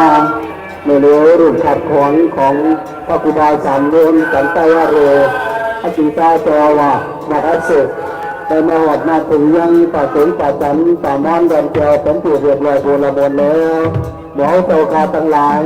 ลูกศิษย์ลูกหากับปีกานองทั้งสิ้นก็ได้จนกันหนักเดินมายังสุสานสังฆาป่าเจ้าโอผลที่มีเป็นผู้เรียบร้อยโบราณบนแล้ว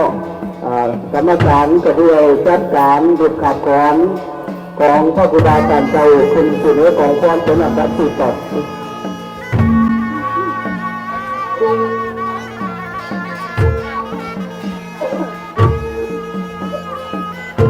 ตำรวจสภาเนาะ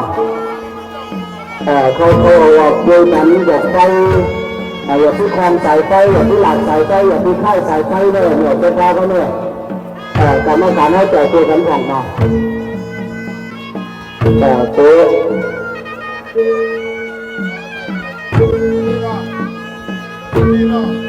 เหนือสภาเขาเนาะหรือการกรรมการนี่แหละการเกี่ยวข้องออกไปใจหนึ่งนะออกไปใจกรรมการน้อยใจเกี่ยวกันนี่ออกไปใจหรือแต่กรรมการเลยจัดการต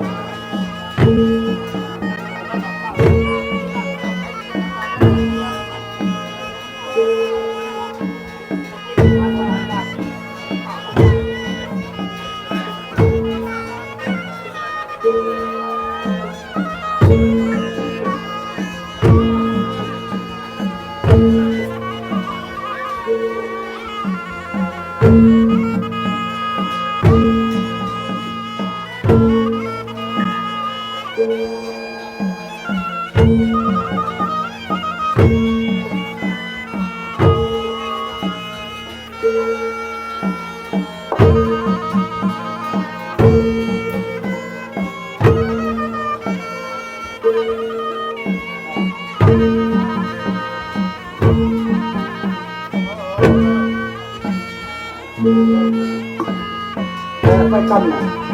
กั้นเรื่องอะไรอย่างตัวเขาจะไม่เข้ามากั้นบทเรียนอะไรกั้นอ๋อเดี๋ยวนะ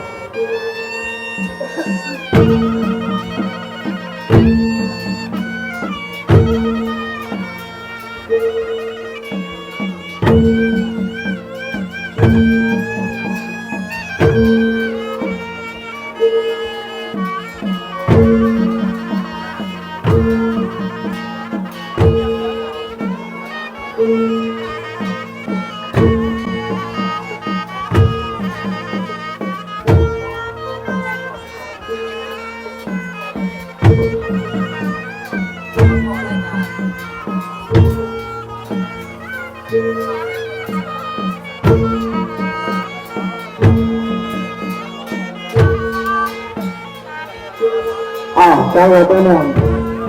มาแล้วตั้งใจดูดู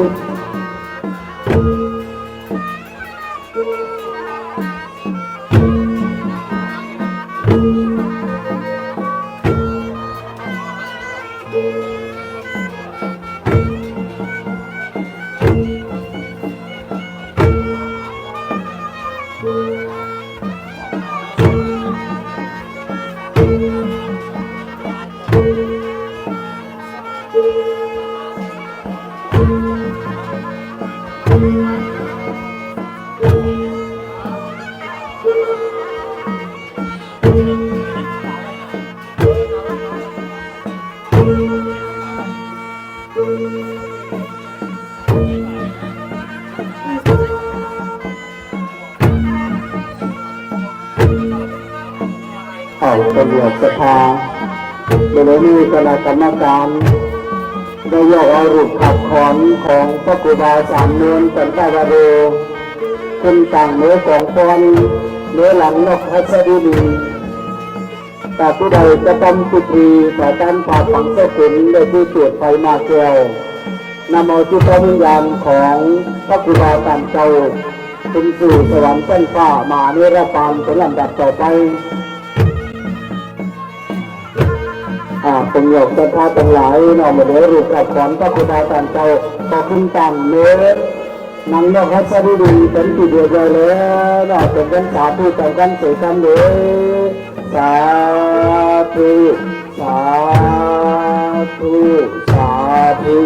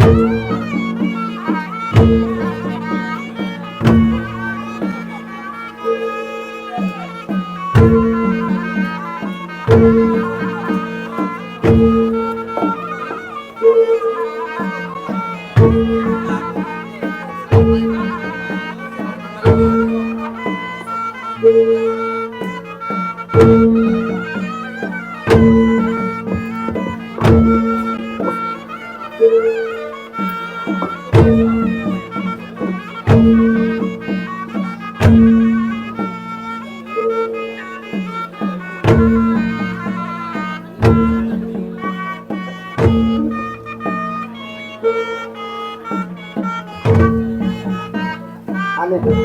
นนี้เรียกการเด็ดบอกเขาอันไม่ดีกว่าเมื่อไหร่อันต้องการนี่เดี๋ยวต้องการนะออกใจเอาไปตั้งทาง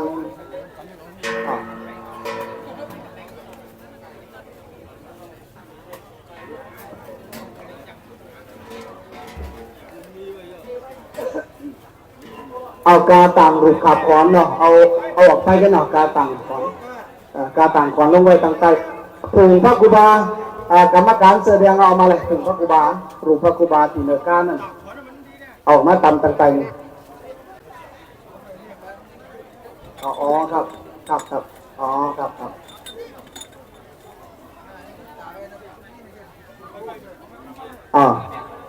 ผมอยากศรัทธาทั้งหลายอันนี้เป็น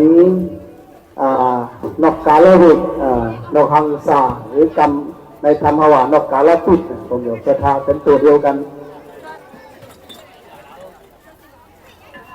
สลา เป็นพระครูบาบุญหลง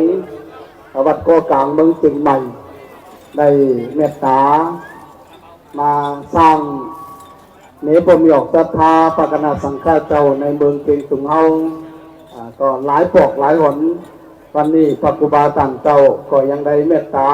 มาเป็นศาลาสร้างภาษาทนอกกาลวิสร้างภาษาทนอกกาลพิษเพื่อที่ต่างเอารูปขับถอนของพระครูบาต่างเจ้าขึ้นสู่สวรรค์ชั้นฟ้ามหานิรปานพระครูบาต่างเจ้านั้นก็มีเมตตาต่อพระคณะสังฆเจ้าพรหมหยกศรัทธาไปเมืองเชียงตุงเมื่อวันวาคาคืนนี้ในก่อยังได้ไปนิมนต์เชิญเอาหน่อพระพุทธสารีริกธาตุจากเมืองศรีลังกามาถึงเมืองไทยตั้งแต่ก็กังเฝ้ากังเนียดมาที่เมืองเชียงตุงเอาเปิดมาตัวยงานส่องสักการของพระครูบาสามนวลในวันเมื่อนี้พระครูบา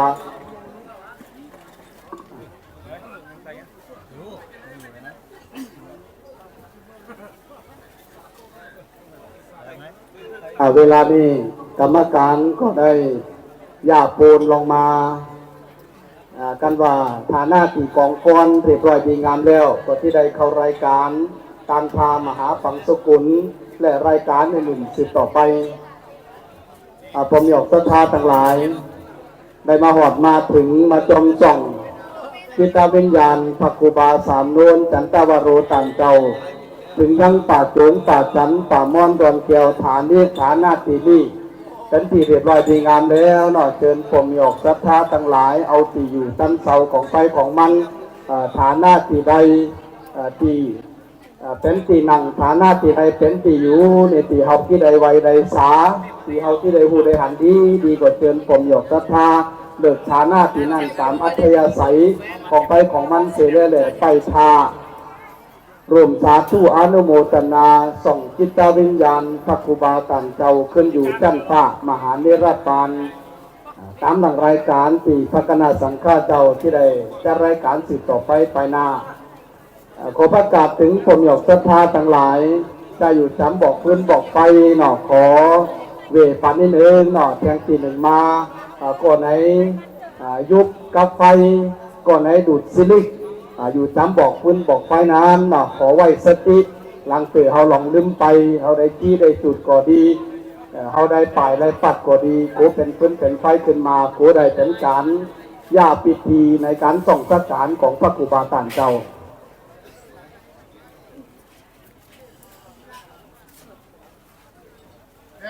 อันสักขาวสักเหลืองนะเนี่ยก็เลยสิบกว่ากันมาข้าวลงมาก่อนเอาว่าเลยว่ามีอะไรหลวงเอาออกมาเลย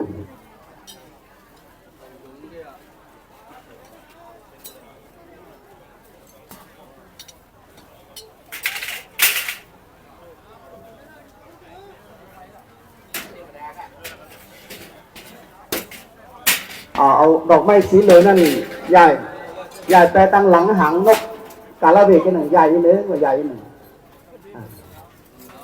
เอาพดไปตั้งหลังน้อยหนึ่ง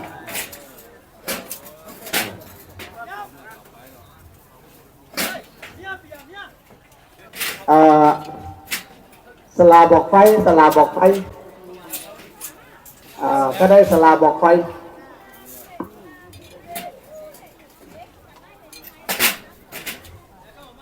สลาบอกไฟก็เจอมานี่กันตั้งหน้านี่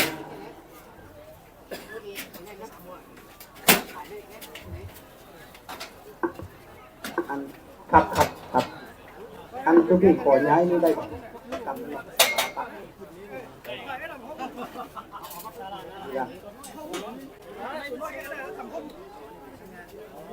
ได้ครับไปขวดคล้องแต่ได้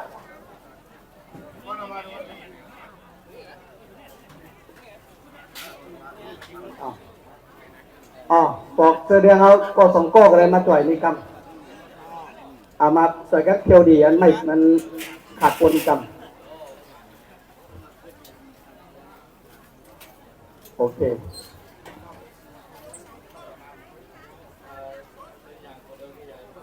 เอาสังปัดนี่ลงเนี่ยบอก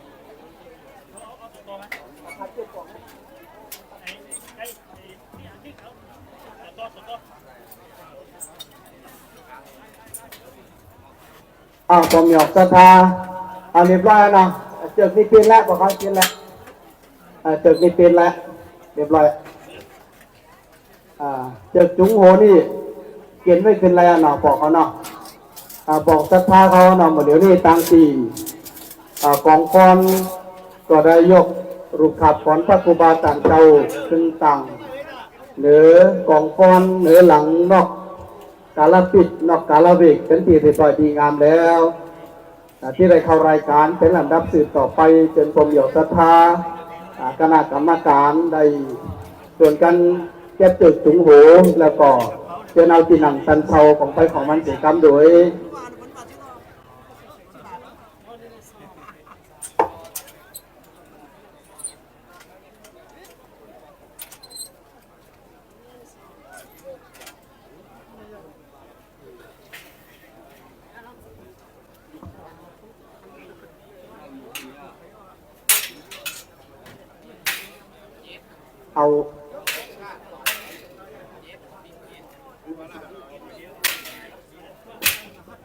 ขอเสื้อแดง4 ก้อนเอาปอกก้อนหน่อย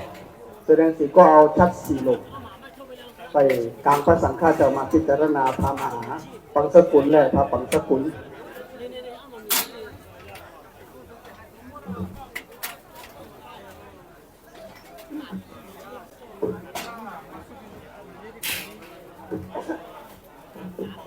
เสื้อขาวมาเอาเสื้อขาว4 ก้อนโอเคแล้วส่วนโบราณมนต์แล้วครับสืบต่อไปก็นิมนต์พระสังฆคณะกรรมการใด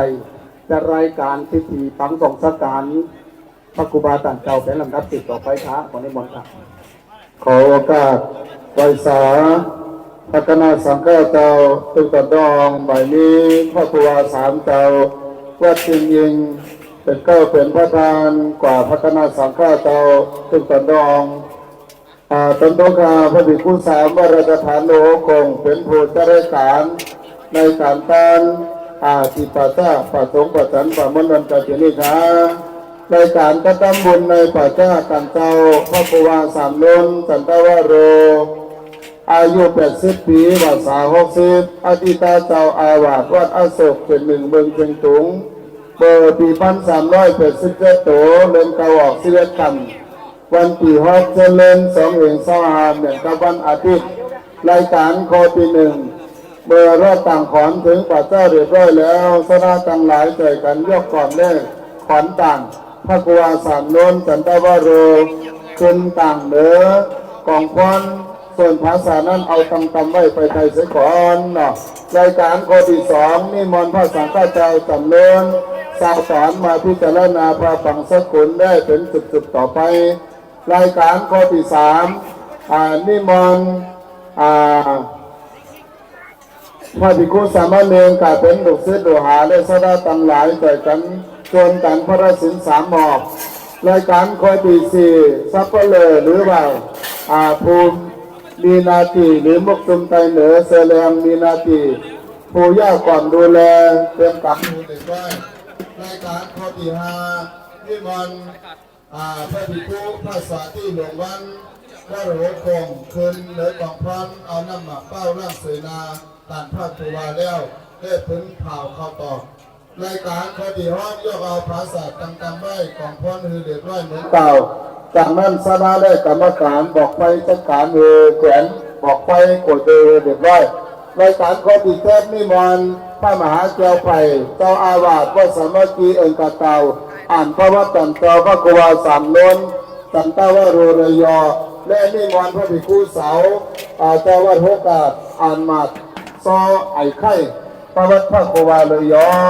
รายการข้อที่8เตรียมการที่บอกไฟมาเจ้าเผาดูขับขอนตันเจ้าพระครูบา3 นนสันตวโรโดยพระครูบา3จึงอิงเป็นผู้ที่สืบไฟมาเจ้าสู่ของพรรายการข้อที่ 9ยินดีขอบคุณพระคณะสังฆเจ้าทุกตนตัวองได้สหธรรมิกาต่างหลายพ่อเมตสดาทุกต่างทุกผู้ทุกคนเสกรรมรายการข้อที่ 1ก็รถต่างขวัญถึงบาดเจ้าเรียบร้อยแล้วก็เลยเอายกขึ้นต่างเหนือของพรเป็นดีเรียบร้อยแล้วต่อไปให้เป็นรายการข้อที่ 2ก็ขอเชิญ ก็เป็นดุกเป็นหลานโมปีจุ้มน้องทั้งหลายศรัทธาในลาวันอโศกนั้นก็มีก่อนเลยมาจันปีพาจีวราที่ไรเอาพานั่นยินปันเปิดอย่าเอาพานั่นยินปันโพมีนาทีแต่เดี๋ยวเอาไปวางพาฝั่งสักขุนนั่นครับขอเชิญลูกบุตรจุนน้องญาติกาทั้งหลายค่ะจ้ะเอาพระกรรมการน้องจ่อยโปรกันกันเอาสภากับปีกันน้องส่วนกันมาทุกปีนี้ไว้เอาพาดับบันแขกภูมิเกียรติที่ใดเมื่อตอดวางพาปังสกุลกับปีกันน้องมาทุกตั้งนี้มากับปีกันน้องผมอยากสภาเอาตั้งซึ่งนั่นมาจ่อยกันมาสัก10 ก้อง20 ก้องอะไรมาทุกตั้งนี้พอว่าเอาในห้องเขียกเปิดมาแล้วก็เอาพาปันเปิดให้เปิดเลยไปตอดวางการปันพระครูบาอาจารย์เจ้าอะไรมาตั้งนี้แท็กเดียวมาตั้งนี้แท็กต่อต้นตาแต่ที่ไร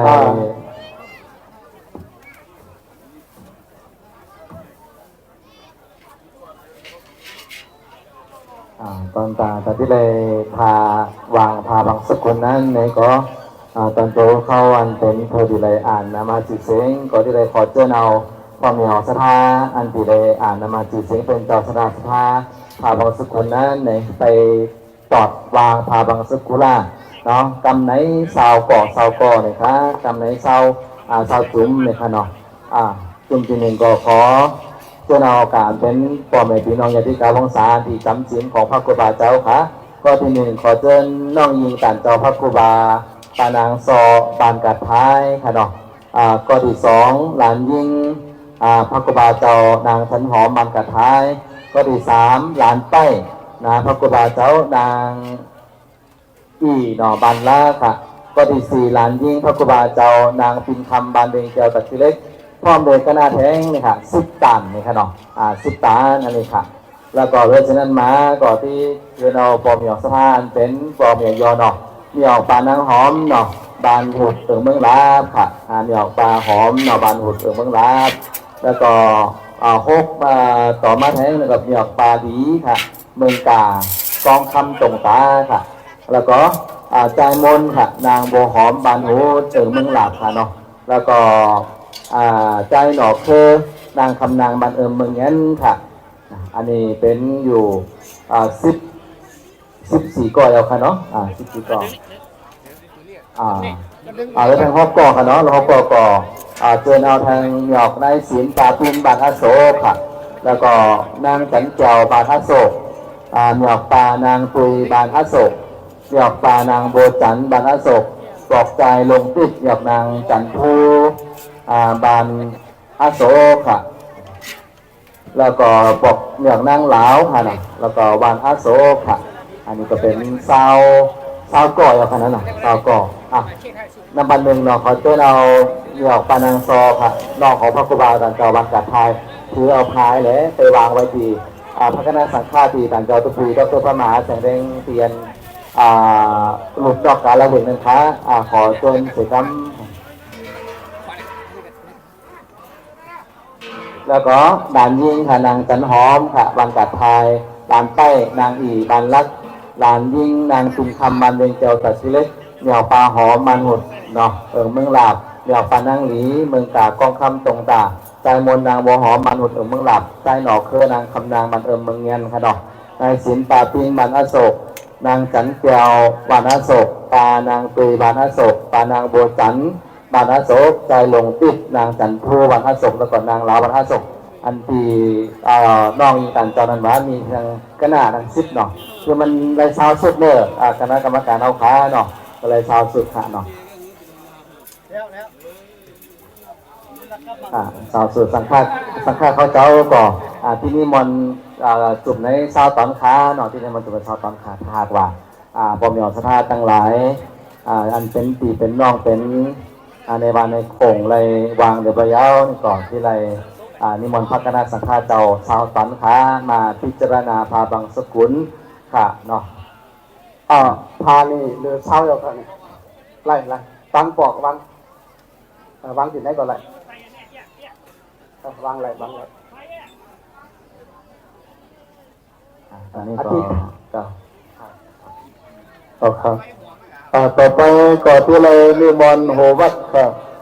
ในขอไว้สาธุพระสังฆเจ้าทุกท่านทุกองเนาะเพราะว่าได้ยินชื่อโหวัดก็ดีเป็นชื่อก็รู้ในขอนิมนต์ลงมาพิจารณาพระฝังสกุลสีคำขาขอนิมนต์พระภิกขุเจ้าวัดพระแก้วค่ะขอนิมนต์พระครูวาเจ้าวัดสุวรรณมาค่ะขอนิมนต์พระสามีวัดเชียงเล็กค่ะขอนิมนต์พระภิกขุเจ้าวัดอโศกค่ะขอนิมนต์พระภิกขุเจ้าวัดเชียงขุมค่ะนิมนต์พระสัตย์เจ้าวัดบอกขุดค่ะขอนิมนต์พระภิกขุเจ้าวัดเชียงจันทร์ค่ะขอนิมนต์พระภิกขุเจ้าวัดเชียงงามค่ะขอนิมนต์พระภิกขุเจ้าวัดเสียงเมืองค่ะขอนิมนต์เจ้าพระภิกขุวัดน้ำบดแจ้งค่ะขอนิมนต์พระภิกขุเจ้าวัดฝังสุนใหม่ค่ะขอนิมนต์เจ้าวัดหลวงเจ้งยินค่ะพระสัตย์เจ้าวัดหลวงเจ้งยินค่ะขอนิมนต์พระครูวาเจ้าวัดจิงอิงค่ะขอนิมนต์เจ้าพระครูวาเจ้าวัดเจดีย์ค่ะขอนิมนต์พระครูวาเจ้าวัดยังรอค่ะขอนิมนต์พระภิกขุเจ้าวัดปิมินค่ะภูมินค่ะวัดภูมินค่ะขอนิมนต์เจ้าพระมหา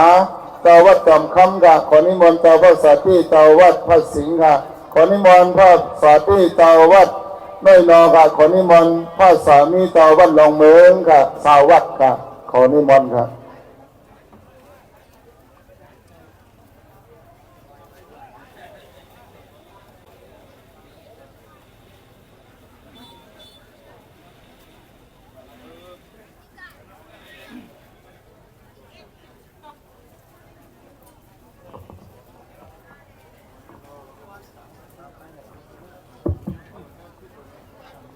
นิมนต์ตังหาสิครับนิมนต์ตังโหบ้านตังกาเจ้าสามีเจ้าผู้ว่าครับ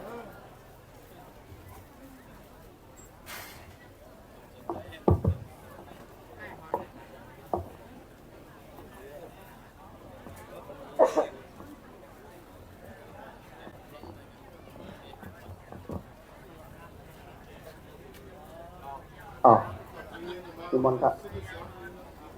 อันเนจาวัตตาจังขาลาอุปาทาวายธรรมนิโนปัสสิตัวนิโรสันติเตสังอาบุปัสสมโมสุโคตุขาวัตตาสังกาลาอุปาทาวายธรรมมิโนปัสสิตวาสันเตเตสังอาบุปัสสมโมสุโคอนัตตาวัตตาสังขาลาอุปาทาวายธรรมมิโนปัสสิตวานิโรสันติเตสังอาบุปัสสมโมสุโคสาธุ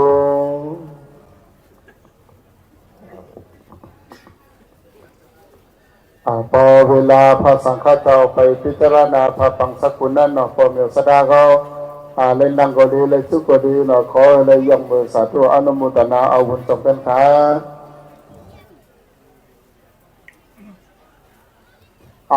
ขอเชิญศรัทธาในตัวทางพระฝังสกุลแห่งจำนวนชาวจุกครับต่อไปขอเชิญปอกใจยินเหลียวนั่งหลาค่ะเนาะแล้วก็หมอยาใจบุญรับนางปีตามิ้นเนาะแล้วก็ขอเชิญเหลียวนั่งคำพิษขอเชิญเหลียวนั่งเอคำขอเชิญเหลียวนั่งอาหญิงหอมขอเชิญปอกอุนานสันเหลียวนั่งคำอีน้อยวันสายเมืองตะกิเลสเนาะหรือเช่นนั้นก็ขอเชิญเอาอย่างโกปกะเนาะโกปกะเมืองสิงห์ตุงค่ะโกปกะเมืองสิงห์ตุงแทง10 กอโกปกะเมืองสิงห์ตุงแทง10 กอค่ะเนาะไปทาง4 กอค่ะเนาะแล้วก็ขอเชิญเอาปออุเซลดีหยอกนางอำนนบานอาโศกค่ะหยอกนางคำแดงทาบานอาโศกใจวันไซเนาะนางถวยบานอาโศกค่ะแล้วก็นางโบเกียวบานอาโศกค่ะนี่เป็นเซา ก็เอาเจ้าที่ไรอ่านไปขอเชิญพาเบาพาบางสกุลไปจอดวางไว้ที่ฐาหน้าที่การที่จะพาบางสกุลเสียกำค้าว างเหนือถงเงินถงดิบกับเราบอก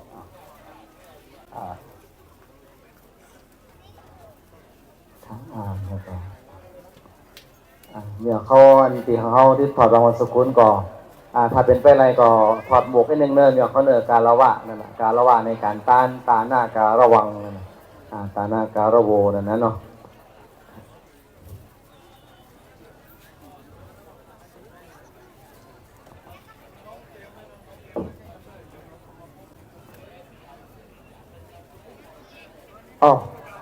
ขออารัธนานิมนต์พระสังฆเจ้าจำนวน20 ตนพิจารณาพระปังสุกุลครับครับ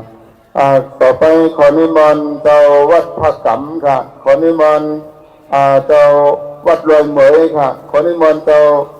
พระมหาแสงย่างวัดสมคำค่ะขอนิมนต์เจ้าพระสัตย์ที่แสงเจ้าวัดจึงยินทางคำค่ะขอนิมนต์พระภิกขุอินเจ้าขอนิมนต์วัดพระธาตุใส่เมืองกันเนาะอันนี้ต้องขออภัยยังกะเขาเตรียมสื่อมาเนี่ยมันเตรียมปดอย่างนั้นนะอันคนเพชรมันสัมหูเนาะคนอ่านสัมโปโหดีค่ะทีนี้ครับอันนี้ขอนิมนต์เจ้าวัดยังคงกะขอนิมนต์วัดธรรมวงศ์กะขอนิมนต์วัดหม่อนซางกะขอนิมนต์วัดหกโขกะวัดอินกันเนาะนี่หัววัดสวัสดิ์อินค่ะวัดเจ้านะครับขอนิมนต์วัดอินค่ะแล้วก็ขอนิมนต์เจ้าวัดหกโขค่ะเนาะขอนิมนต์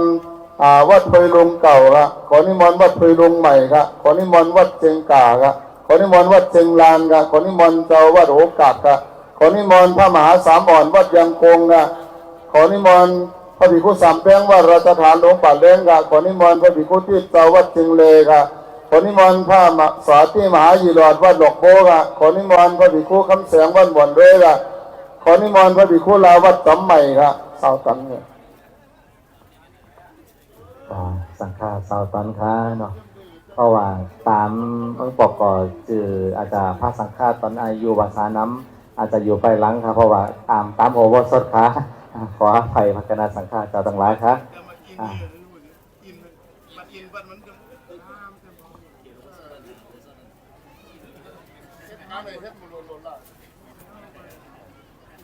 ถ้าว่าพระคณะสังฆาเจ้า20 ตนในพิจารณาพาบังสุขุลายาวนี่ก็ที่ไรเจนเอาปอมยอสถาแทงอยู่20 เจ้าค่ะเนาะ20 เจ้าก็ในขณะที่เขาไปทาพระคณะสังฆาก็ที่แม่นต่างค่ะเผื่อเป็นการไว้เนาะมีปอกอาเจ้าค่ะปอกอาเจ้าหวานอาโศกมีออกอาเจ้าเนี่ยไม่เก้าค่ะแล้วก็มีออกปลาของติ่นนะครับสังฆาพ่อมพระนิมนต์พิจารณาค่ะเรียบร้อยค่ะ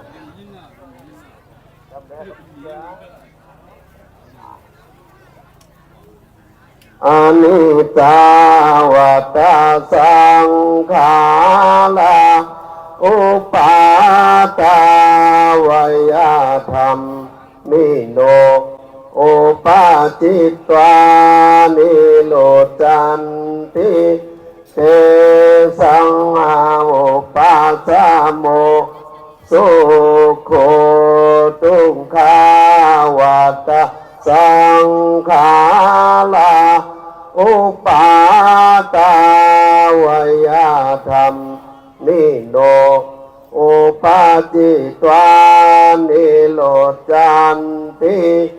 เตสังอาอุปาสะโมสุโคอนัตตาวัตสังขาราอุปาทวยธรรมนิโนโอปาจิตวานิโลจันติเตสะโอปาสะโมสุโคสาธุนี่ก็พระคณะสังฆาอย่างมาก็ที่ไรเจนเอาบอมยอสถาเนาะอะไรเตรียมตัวไว้อันตันเจ้า เอาตอนโรอูที่อ่านนามาจิเสียงแวนต่างค่ะเนาะก็ที่หนึ่งก็ขอเชิญหน่อปอกอาเจ้าเนาะก็ถึงเดี๋ยวอาเจ้าเนี่ยบอกอะไรก็มูเนาะดังอาเจ้าเลยเนาะสาวหาเนาะก็ที่สองค่ะขอเชิญเอาหยอกปลาของติ่งบานอาโศกค่ะก็ที่สามหยอกนางหอมคำในบานอาโศกก็ที่สี่หยอกนางคำแดงป่าปูบานอาโศกก็ที่ห้าหยอกนางเก๋งผู้เนาะบานอาโศกก็ที่หกหยอกนางเอล่าเนาะบานอาโศกก็ที่เจ็ดโกเพมามีเนาะสองก็โรจือเอาก็เดียวเนาะเอามาก็เดียวนะตัวต่างนั่นนะโกเพกับมามีเนี่ยบานอาโศกค่ะก็ที่ต่อมาค่ะนางตองค่ะหนอบานอโศกแล้วก็นางลาบานอโศกแล้วก็ปลาหอมบานอโศกค่ะแล้วก็ต่อมาแทงอายใจนางอ่อนนะใจนางอ่อนบานอโศกปลาตาลบานอโศกใจสายคำนางเมียหันนะบานอโศกนางโบยงบานอโศกนางแสงตาลค่ะปานางแสงตาลบานอโศกแล้วก็ใจหยอดแก้วค่ะบานอโศกนางวิลาวันบานอโศกปลาแสงภูป่าโลกแล้วก็สามาทินวาเม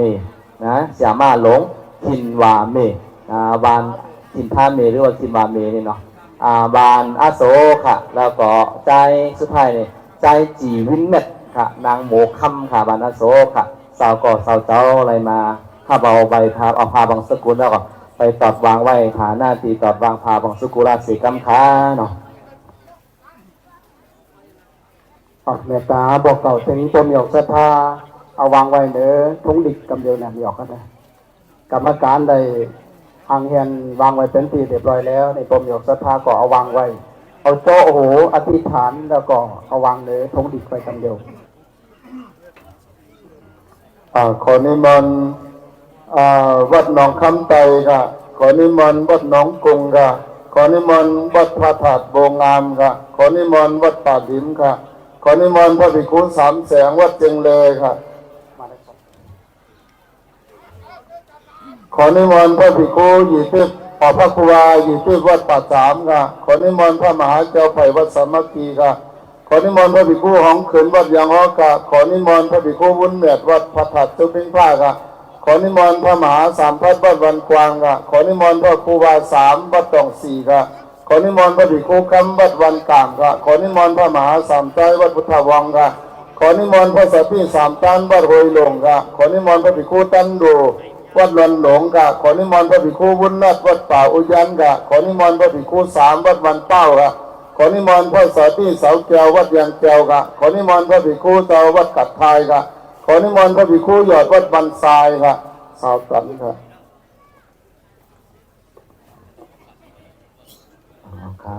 ขอนิมนต์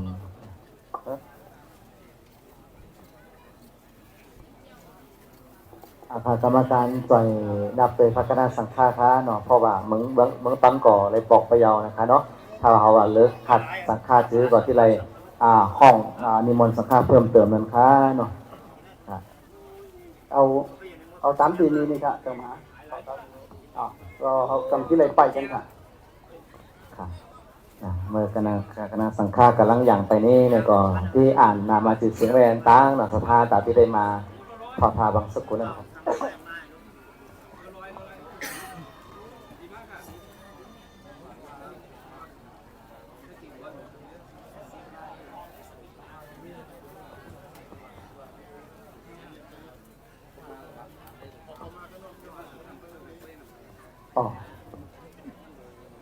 ขอค้าสังฆาเจ้าพร้อมเยาขอไว้สานิมนต์สังฆาพิจารณาพาปังสกุลค่ะ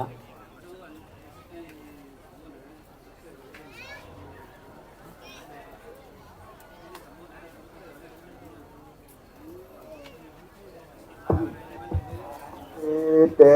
สังอุปาสาโมสุโคทุกขาวัตตาสังขาราอุปาตาวัยธรรมิโนตาจิตวาเนโรธรรมติเตสังปาสาโมสุโคอนัตตาวัตตาสังขาราอุปาตาวัยธรรมิโนต ปาจิตวานิโรธานติเตสังอุปสามโมสุโข สาธุสาธุสาธุ ขอเชิญปมหยกสถาได้วางพาบังสกุลอย่าง12กอกครับ 12 ก็ค่ะเนาะขอเชิญเอาหยอกนางทองพระบันสันไซกะตักกิเลขาขอเชิญหยอกนางอยู่ปอกใจออกไข่ค่ะบานอโศกขอเชิญลุงใส่ตาลป่าแสงทองอโศกกอที่ 4ขอเชิญผู้เต็ดเวยนางอามนบานอโศกกอที่ 5หยอกนางหมากติดบานอโศกกอที่ 6นางจำพองบานอโศกกอที่ 7ใจแง่นางแสงยงบานอโศกกอที่ 8สามานางนุชนางหญ้าบานเจียงยืนน้องตุงกอที่ 8ปานางตาบาน5กอที่ 9ใจเก็ดนางน้อยนี่ยันกุ้งนะครับนางน้อยนี่เนาะเรื่องยันกุ้งกอที่10นางมานิดนางพองนนยันกุ้งกอที่11ใจหนอกคำนางธิดาเหนือสายกอที่12ใจเมลินนางแสงหอมสันทรายตะกิเลครับขอเชิญมาครับเอาพาบางสกุลไปวางเสกรรมคาน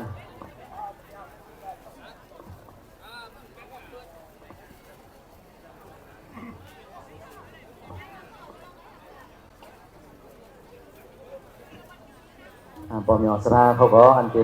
ได้ยินชื่อเสียงเอาหรือว่าจะอยู่จำบางปอกได้ยินชื่อยินเสียงก็บอกกันท้องเนาะบอกแจ้งบอกกันบอกตกที่เขาจะค้านี่ก็มาวางไว้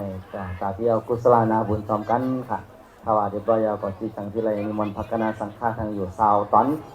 จุดในเสาตอนค่ะจุดในเสาตอนเสาก่อเสาตอนไปบางสกุลปอเป็นที่เดียบร้อยดีงามพักนาสังฆาเจ้าจังหลายก็ประมาณ170นี่ค่ะเนาะ170ค้าพอมีออกสถาของเขาก็ที่ไรวางพาบางสกุล่า170คันเหมือนกันค่ะเนาะเพราะสถานที่นี้พร้อมเรียบร้อยแล้วครับขอนิมนต์พระสังฆเขาจำนวน20ตอนพิจารณาพาบังสกุลค่ะ ขอนิมนต์พระสัตย์ที่กายวัดวันจ่างค่ะขอนิมนต์พระสัตย์ที่ทิพย์น้อยวัดวันเมาค่ะขอนิมนต์พระสัตย์ที่ปุ่นวัดหาดไฮค่ะขอนิมนต์พระสัตย์ที่อายวัดเมืองแจ่มไตค่ะขอนิมนต์พระปีสามแจ่มวัดเมืองแจ่มไตค่ะขอนิมนต์พระสามีสิทธิมาโนวัดปังล่อไตค่ะขอนิมนต์พระสัตย์ที่หน่อวัดยังดูค่ะขอนิมนต์พระภิกขุลาวัดนันใจค่ะขอนิมนต์พระภิกขุหน่อวัดวันปุ่งค่ะขอนิมนต์พระภิกขุทุนวัดห้วยขอยค่ะขอนิมนต์พระภิกขุยี่วัดปังหุ้งค่ะขอนิมนต์พระภิกขุสามสุขวัดปังไซค่ะขอนิมนต์เจ้าเสียวัดจักต่อค่ะขอนิมนต์เจ้าเสียอุนมินตาวัดจอมศรีค่ะขอนิมนต์พระภิกขุ3วัดหนองโนนค่ะขอนิมนต์พระสามีหลวงวัดเวียงเก่าค่ะขอนิมนต์พระสามีไอ้น้อยวัดเวียงใหม่ค่ะขอนิมนต์พระสัตย์ใส่หยอดวัดวันใจค่ะขอนิมนต์พระสัตย์ลีวัดยางขวายค่ะขอนิมนต์เจ้าวุฒิวัดสุวรรณนาวังค่ะ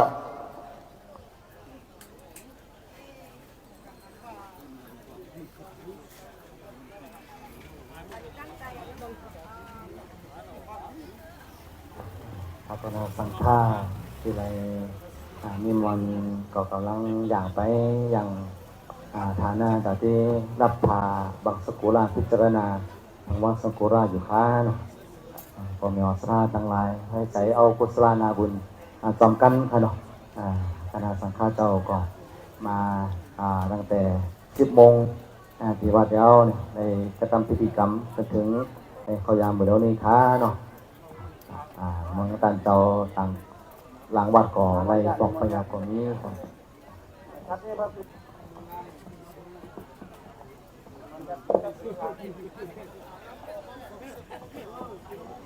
ออกขาพร้อมเยอะละอนิจจาวตาสังขาราอุปาตาวายธรรมิสุปฏิตวานิรุตถเตสังอุปสัมโม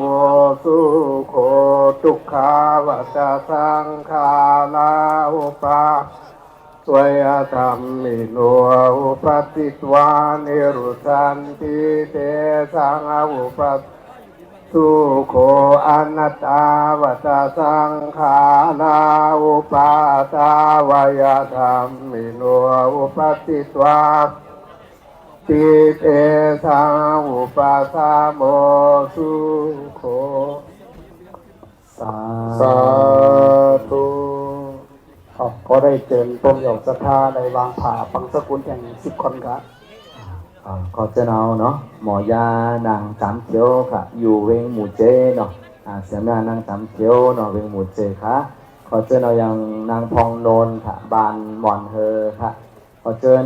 ปอกใจทุนติดบานหนองคำไตค่ะขอเจิญนางสุกบานป่าจามกระเต้าค่ะขอเจิญหยอกนางเอ้ยเนี่ยบานป่าจามกระเต้าค่ะขอเจิญหยอกนางพินคำเนาะวานเวงเจ้าตะเคียนเล็กค่ะขอเชิญปลอกใจหลงหยอกนางใหม่บ้านบ่อเฮอ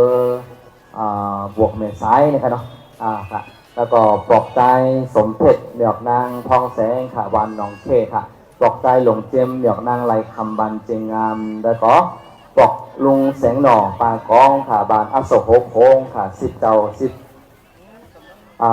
ก็ขอบโคค่ะไปวางผ่าบังสกุลเสกำค้าเนาะ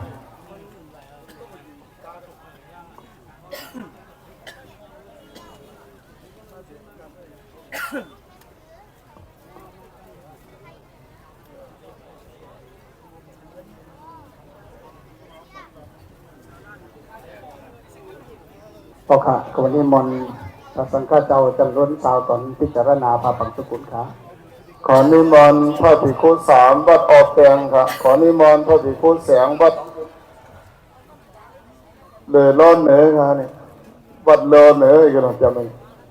ขอนิมนต์พระสาธิมุ่งวัดสองแก้วขอนิมนต์พระภิกขุพัดวัดหนองเงินขอนิมนต์พระสาธิใส่วัดวันตาขอนิมนต์พระภิกขุคำปันวัดอรัญญาวาสีค่ะขอนิมนต์พระภิกขุมุ่งวัดอรัญญาวาสีค่ะขอนิมนต์พระภิกขุใส่วัดวันห้าค่ะขอนิมนต์พระภิกขุเจ้าวัดวันเล่าค่ะเป็นทองแล้วก็พระภิกขุของคำอะไรนี่ครับแล้วก็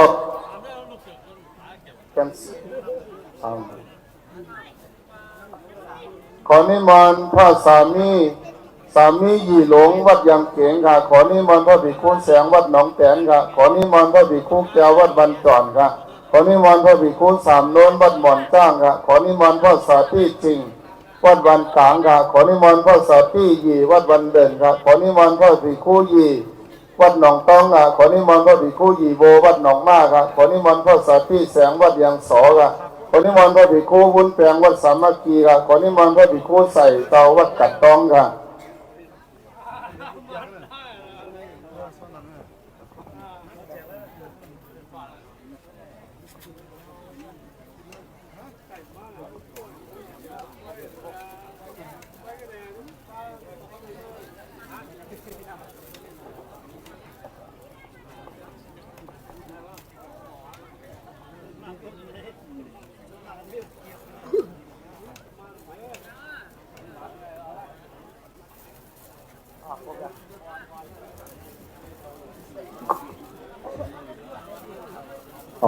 พระสังฆเจ้าพร้อมแล้วครับนิมนต์พิจารณาครับ อนิจจวัตสังขาราอุปาทาวายธรรมนิโนอุปาทิตวานิรุสันติเตสังอุปสมโมทุโกทุกขัสจะสังขาราอุปาทาวายธรรมนิโนอุปาทิตวาสันติเตสังอุปสมโมทุโกอนัตตาวัตสังขาราสาวายธรรมนิโนอุปาทิตวานิรุสันติเตสังอุปสมโมทุโก สาธุก็ได้เจริญปมหยกศรัทธาได้ตรวจวางพาปังสกุลจำนวน3 จุดครับ ขอเจอเนาหนอบอกเจ้าโซวินหนอหยอกนางบัวแสงวันอโศกโค้งค่ะขอเจอเนาอู้อ่องมินหลัดเนี่ยนูกไข่ทุนวันหนึ่งไหมเนาะบอกใจหลวงคำหยอกนางแสงคำแปลงโรงปินแสงวันป่าแดงปินป่าค่ะขอเจอหยอกปลาหอมใจหลงตุยนางปินคำบานอโศกขอเจอเนาปลอกใจจังหยอกนางแปลงบานเจงคุมขอเจอเนาหยอกนางหอมบานสันไส้ไตเวงตะเล็กขอเจอเนาหยอกปลาโนนบานหม่อนเฮอขอเจอเนาปลอกใจแสงวัดหยอกนางพองโนนบานเจงคุ้มค่ะขอเจอเนาหยอกนางแสงผู้บานเจงคุมข ขอเจ้าเอาลุงจ่อเอบานอาโศค่ะขอเจ้าเอาบอกใจหงหยอกนางสีบันสันใจลืดสายเมืองแต่กิเลบอกใจหลงหยอกนางพัดบันเจงคุม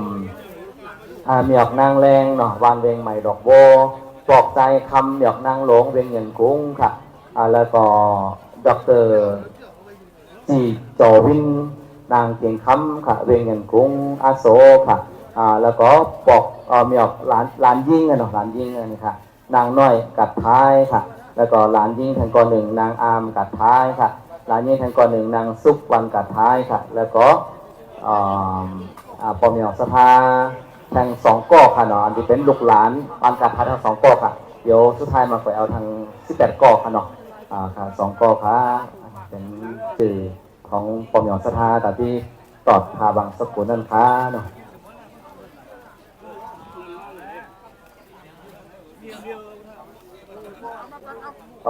ขอพระสังฆกรรมการเอาพามาถือไว้จังนี้ครับ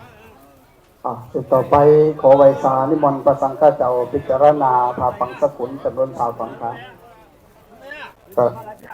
ขอนิมนต์พระภิกขุเหลา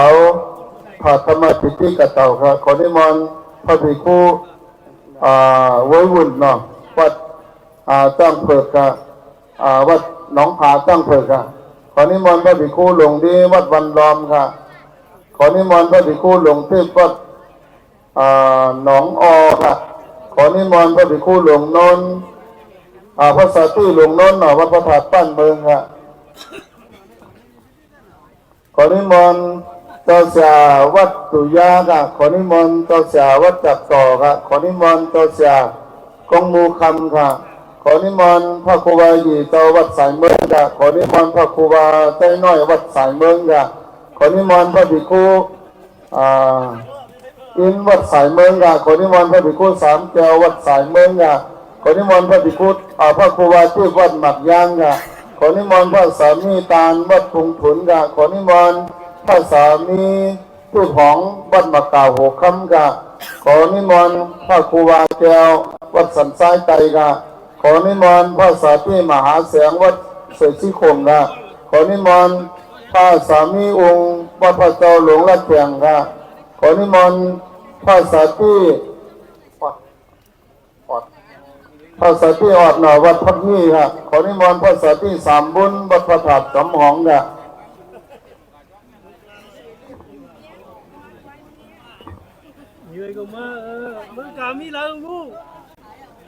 ขอรายสี่พระสังฆเจ้าแทงจำนวนสาวสองครับโอ้ไม่ต้องเหรอ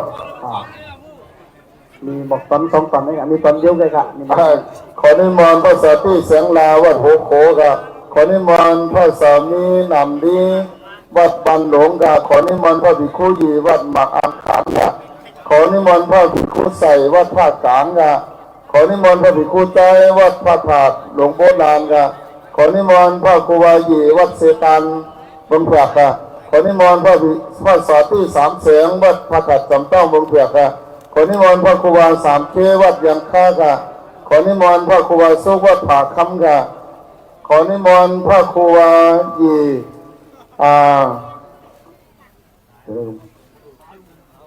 พระสาธุหยีค่ะเนาะวัดผาเปียกนี่ค่ะผาคำนี่เนาะขอนิมนต์พระภิกขุด้วยวัดผาคำค่ะขอนิมนต์พระครูบาบุญปันผ่านหลวงเมืองลาค่ะขอนิมนต์พระครูบาอุ่นหลวงวัดเชียงตุ้งค่ะขอนิมนต์พระมหาจอมวัดใหม่เพื่อลงคำค่ะขอนิมนต์พระภิกขุใจตาลวัดใหม่เพื่อลงคำค่ะขอนิมนต์พระภิกขุใจดีวัดใหม่เต้าค่ะขอนิมนต์พระภิกขุใส่น้อยวัดจินตุงเงียนกรุงค่ะ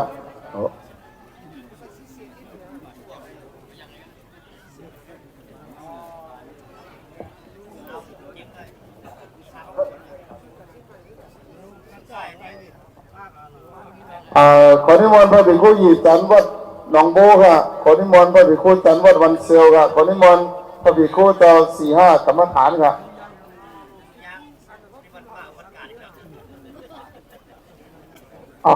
นิมนต์พิจารณาพระบังสกุลค่ะ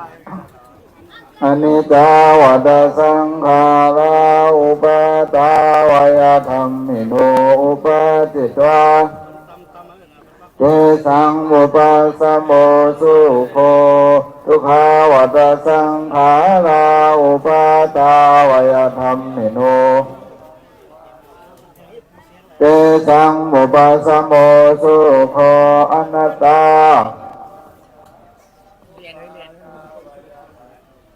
อุปาจิตวานิโรจันติเตสังอุปสมโมสุโค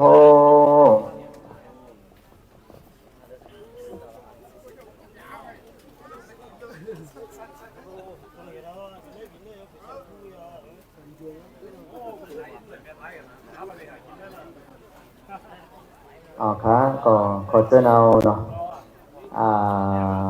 คณะธรรมานักศึกษายิ่งค่ะปืนเบิงเชียงตุงหาขวัญค่ะบางสกุลเนาะคณะธรรมาศึกษายิ่งปืนเบิงเนาะ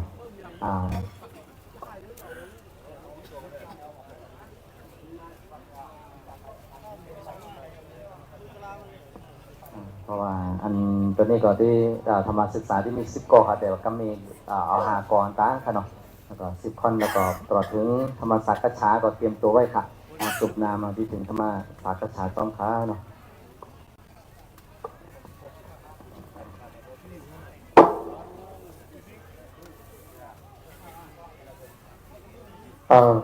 ขอนิมนต์พระภิกขุหญิงจันทร์แล้วก็พระภิกขุจันทร์แล้วพระภิกขุ4-5นี่เนาะ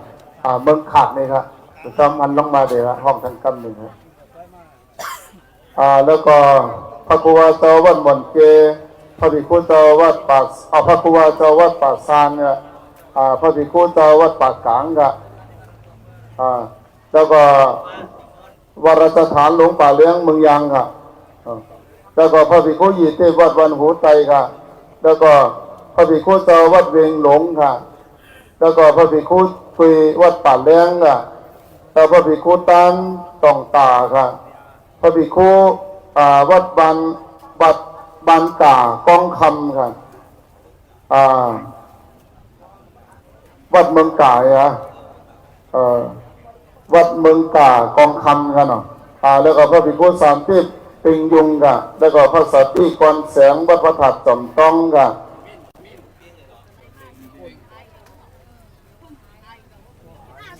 ปิงยุงนี่ค่ะจอมต้องเนี่ยเมืองปิงค่ะเนาะ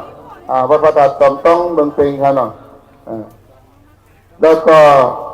พระครูบาใจอ่อนวัดน้ำเหลาค่ะแล้วก็อุนันโตค่ะเนาะเวรุวุ่นค่ะเนาะแล้วก็ปริต้าลำพูนค่ะแล้วก็นันโตปาต้าสันติสุขอีกค่ะแล้วก็วิจิตานำยังไงนำนอกเลยนำนอกอะไรเนี่ยแล้วก็โพวัตตานาหลอดค่ะแล้วตัตนาเวรุวุ่นจองค่ะแล้วก็ยัดตัวหมูจองกันเนาะสัตว์ค่ะพร้อมเดียวครับนิมนต์ค่ะอนุจาวตสังขาราอุปาตาวะธรรมิโนปฏิตวานิโรธันติเตสังอุปสัมโมสุโคทุกขาวัตสังขาราอุปาตาวะธรรมิโนอิตวานิโรชันติเตสังอุปสัมโมสุโคอนัตตาวัตสังขาราอุปาตาวะธรรมิโนอิตวานิโรชันติเตสังอุปสัมโมสุโคสาธุขอได้ติดตังเอาปมหยกศรัทธาได้ตรวจวางพาปังสกุลเพียงจำนวน10 คนค่ะก็ขอเชิญเอาคณะธรรมศึกษายิ่งเป็นเมืองทางอยู่5 กอแล้วก็ธรรมศาสตร์กัจฉา5 กอค่ะขอเชิญเอาตัวต่างตัวแทนมาบางพอสกุลศิกรรม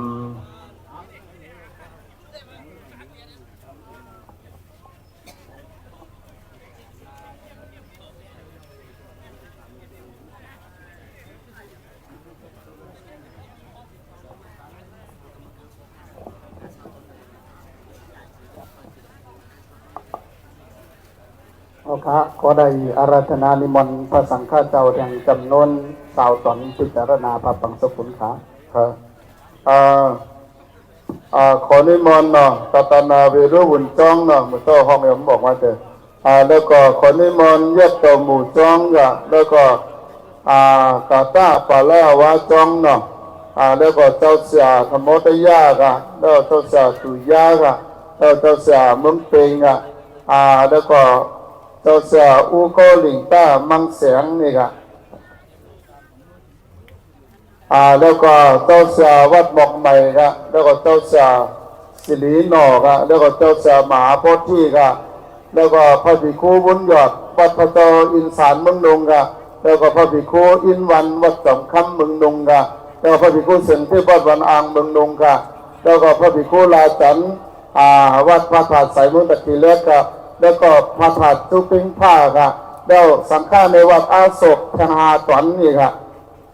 สังฆาเสนาทีนี้กำนอกนั่นก็ทั้งตุ่มหนึ่งขนาดอันตีมในห้องสี่ก็ที่เลยรัตนานิมนต์ทั้งสุดหนึ่งนะ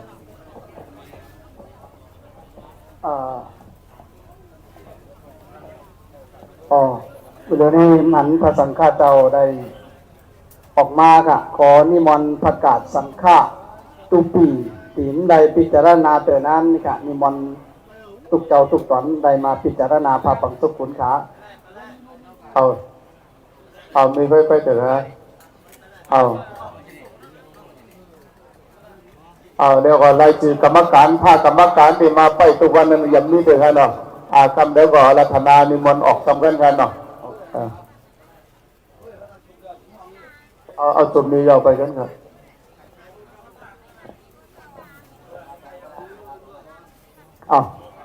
สี่ตอนนี้มันพิจารณาค่ะอนิจจวัตสังขาราอุปาทวยธรรมมิโนอุปาทิตวานิโรสันติเตสังอุปัสสะสุโขทุกขาวาตาสังขาราอุปาทวยธรรมมิโนอุปาทิตวานิโรสันติเตสังอุปัสสะโมสุโขอนัตตาวาตาสังขาราอุปาทวยธรรมมิโนอุปาทิตวานิโรสันติเตสังอุปัสสะโมสุโขสาธุก็ได้เชิญพรหมหยกศรัทธาได้วางผ่าปังสกุลแทงจำนวน4 ชุดขาก็เจิญคณะธรรมศาสตร์กัจฉาค่ะ4 คนค่ะเนาะคณะธรรมศาสตร์กัจฉา4 คนวางผ่ามองสกุลเนาะมาชี้ยังจะเอาไปนี่ก็ขอเจิญเอาธรรมะศึกษาทาง4 ข้อค่ะ4 คนค่ะธรรมะศึกษาค่ะเชิญฝ่ายเสื้อแดงตรงกันเลย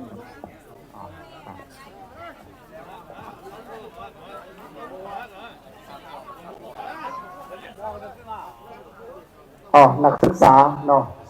4 ก็ได้มาหับพาปังสกุลเสร็จแล้วแหละได้มาตรวจวางฐานะตีกองป้อนเป็นนิสัยกรรมโดย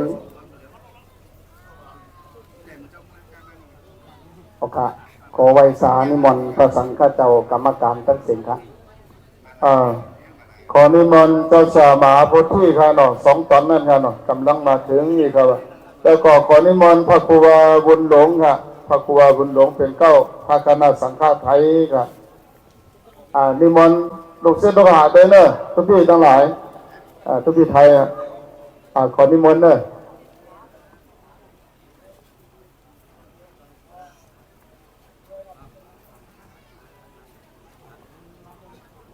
ทำนี่ก็นิมนต์พระคณะกรรมการอันที่มาไปทุกวันนั่นฮะทุกตอนด้วยขอนิมนต์ค่ะกรรมการนั้นในวัดศาสตร์วัดหัวโขงนั่นที่มาไปนั่นขอนิมนต์ค่ะ กรรมการประจำวันไปเตรียมไปหมายตั้งแต่เมื่อวันพระครูบาตันเจ้าได้สร้างบุญไปสู่พระโลกไปนานันค้าที่มันถูกเจ้าถูกตอนค่ะ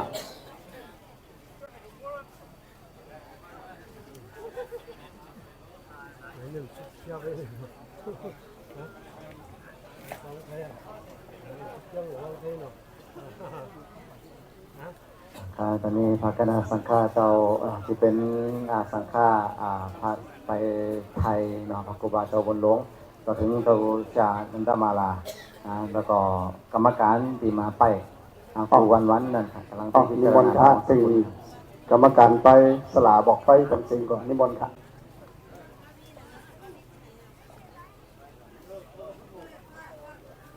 ค่ะสังฆาเจ้าพร้อมเจ้าค่ะขอไว้สารนิมนต์พิจารณาพาปังสุขุมค่ะอานิสาวตาสังขาราอุปาตาวยธรรมิโนโอเปสวานิโลสันติสังอุปสามโมสุตาสังขาราอุปตาวยธรรมิโนโอเปสิตวานิโลสันติสังอุปสามโมสุโขอนัตตาวตาคาราอุปาตาวยธรรมิโนโอเปสิตวานิโลสันติสังอุปสามโม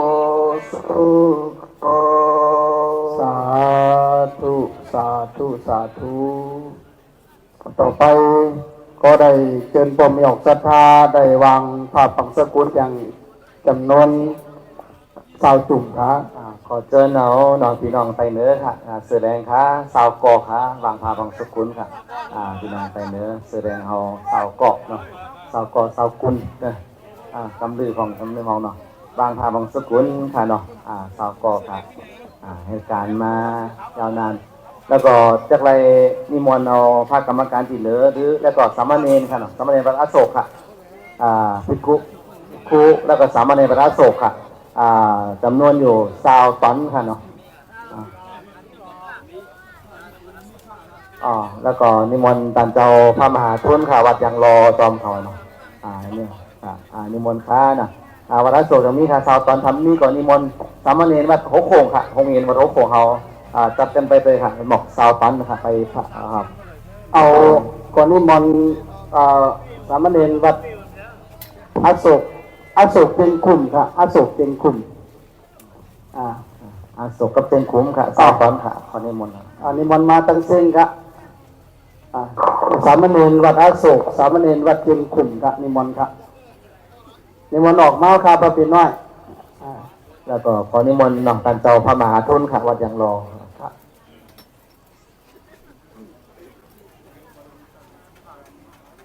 มาแล้วพระปี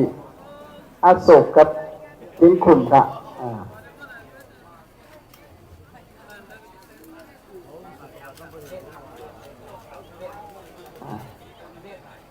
นิมนต์เจ้ามหาทุนยังรอเป็นประธานสามเณรค่ะนิมนต์ค่ะ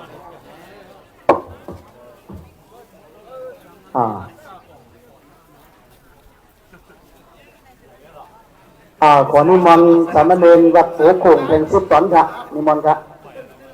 สามเณรหัวโขง10 ตนค่ะ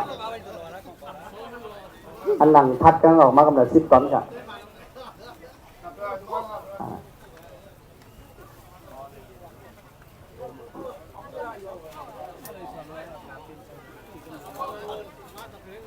ป้าปีไปติดปุ่นครับป้าปีไปปุ่นค่ะไปติดทุกปีปุ่นไปติดอ่ะตัดสื่อพาทุกตัดสื่อพาค่ะนี่มันทุกตัดสื่อพาระวังบอกไฟทุกปีออกค่ะเวลามีสามัญเป็นข้าเจ้าพร้อมแล้วค่ะนิมนต์พิจารณาค่ะอนิจจาวัฏสังขาราอุปาตาวยธรรมิโนอุปจิตวานิโรจันติ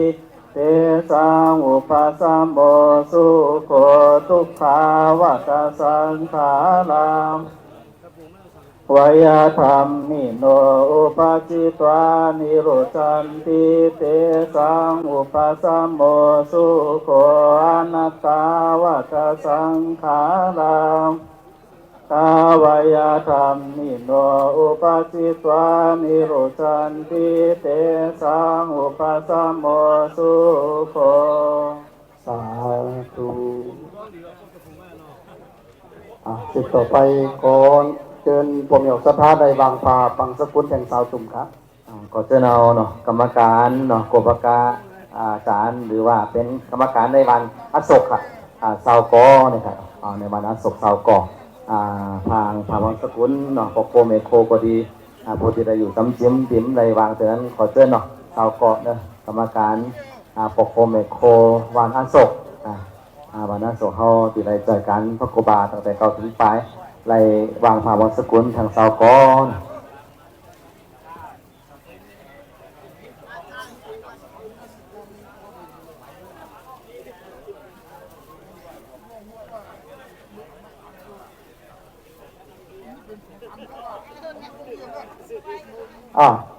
เชิญเนอะ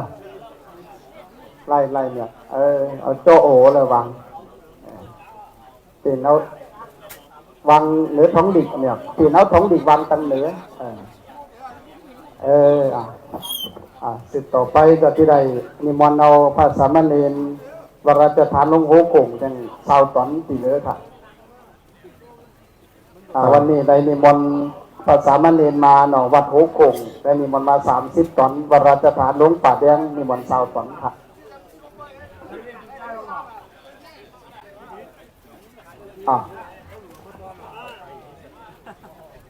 จังกรรมดีมานันตุปีมีกี่ดันออกกรรมทำกรรมกันเนาะอะไรครับ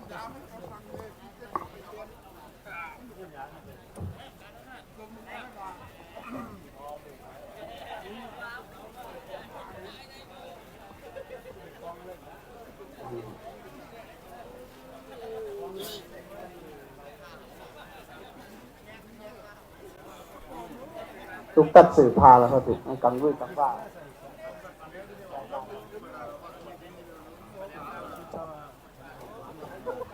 นิมนต์ครับอันนี้วัดไหนนี่พอปีวัดป่าเดียงนะวัดป่าเดียงป้าแต่รู้พาที่มากับโป้เจ้าวัดป่าเดียงกำมาก็หนีเช้าหนึ่งนะแต่ก็จุกไฟนี่ก็ได้นะถามโป้แต่จุกตากแดดไว้นี่กันค่ะนิมนต์นิมนต์ครับอานิจจาวัตสังขาราอุปาตาวายธรรมิโนอุปาติปานิรุจันติเตสังอุปาสามโมสุโขทุกขาวาตาสังขาราอุปาตาวายธรรมิโนอุปาทิตวานิโรจันติเตสังอุปาสามโมสุโขอนัตตาวาตาสังขาราอุปาตาวายธรรมิโนอุปาทิตวานิโรจันติเตสังอุปาสามโมสุโขสาธุครับนะแล้วก็ในอันไปทาที่สำเร็จปกมานั้นเนี่ยก็ขอเจ้าเนาะเบาสาวใจยิงบานอาโศกแล้วก็บานเจงคุ้มค่ะสาวกอกตอนที่ทอดทาบางสกุลสืบไปนั่นค่ะเนาะอาโศกแล้วก็เจงคุ้มรอยยิงหลอนใจเนาะเบาสาวรอยยิงหลอนใจสาวกอค่ะอาโศก10 กอกอะไรแล้วเนาะก็เจงคุ้ม10 กอเนี่ยค่ะบางทอดทาบางสกุลค่ะก็มาขอเป็นพระปีวัดป่าแดงตันเสกกันนะมาไปเดียวครับทุกปีเจ้าตอนไหนที่อะไรออกตอนนี้วันก่อน ก็เจนเนาะหนุ่มบ่าวสาวใจยิงเนาะหล่อนใจหล่อนยิงแบบบ้านอโศกแล้วก็บ้านเชียงคุ้มนะครับสาวก่อนนะครับวัดทอดทาบางสกุล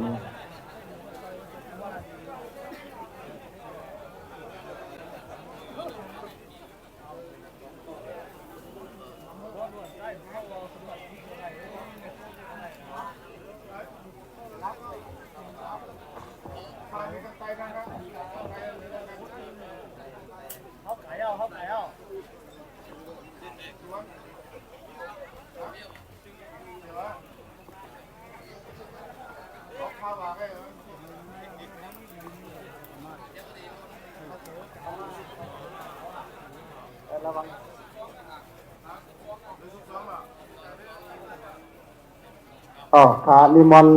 พระปีน้อยวราชฐานหลวงป่าเดียงค่ะปีตอนปีได้พิจารณาเตอสุกเจ้าสุกตอนค่ะ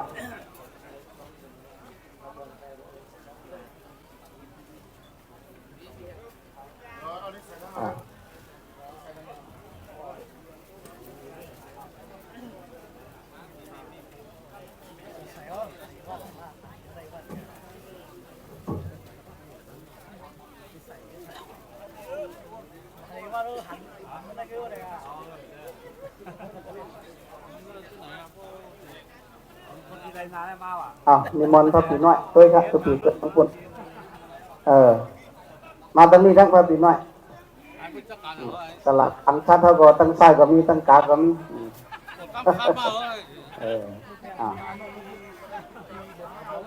นิมนต์เอามือ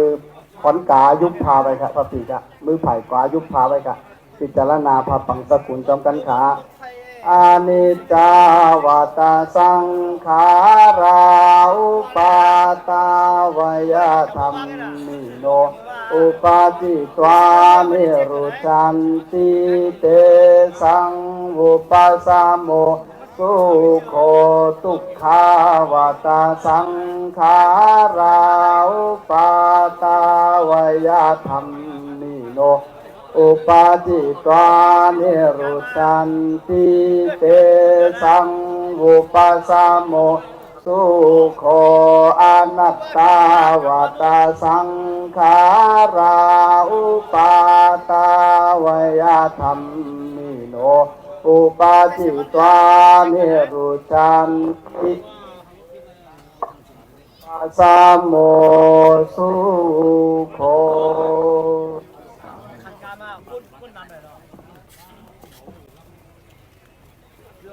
ครับได้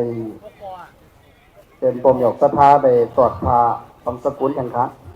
จุดสุดท้ายค่ะเนาะก็ขอเชิญเอานอนกาเป็นลูกเราพี่น้องลูกหลานน่ะบ้านกาดท้ายค่ะบ้านกาดท้ายสาวก่อนะครับบ้านกาดท้ายสาวก่อไล่วางพาบางสกุลที่ฐานะที่ตรวจพาบางสกุลพิจารณาบางสกุลเนาะสาวก่อเนี่ยเขาเนี่ยทำมีเจก็หามาแทงเนาะ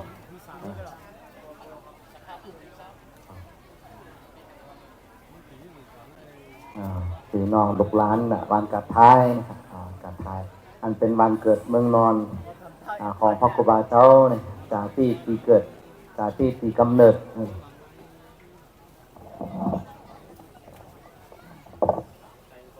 จ่อยกันเนอะมีออกศรัทธากับปีกาน้องเนาะก่อนไหน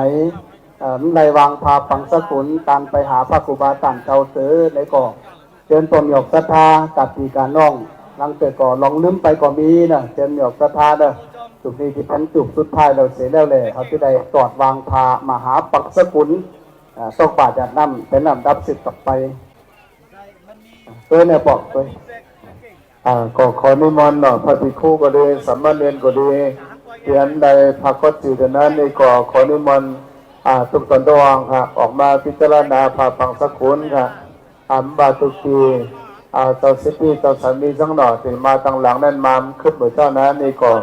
ขอไว้สารัตนานิมนต์ค่ะอันตันตินใดออกเบอร์พิจารณาแต่นั้นค่ะเนาะบาภิกขุบาสามเณรบาสิบีเจ้าสามีสังหน่อนี่ก็ขอไว้สาอารัตนาภิกขุสามเณรเจ้าทุกตนตัวองค่ะค่ะนิมนต์พระภิกขุสามเณรทุกเจ้าทุกปักองปีได้พิจารณาพาปังสกุลเป็นนันค้านิมนต์ค่ะ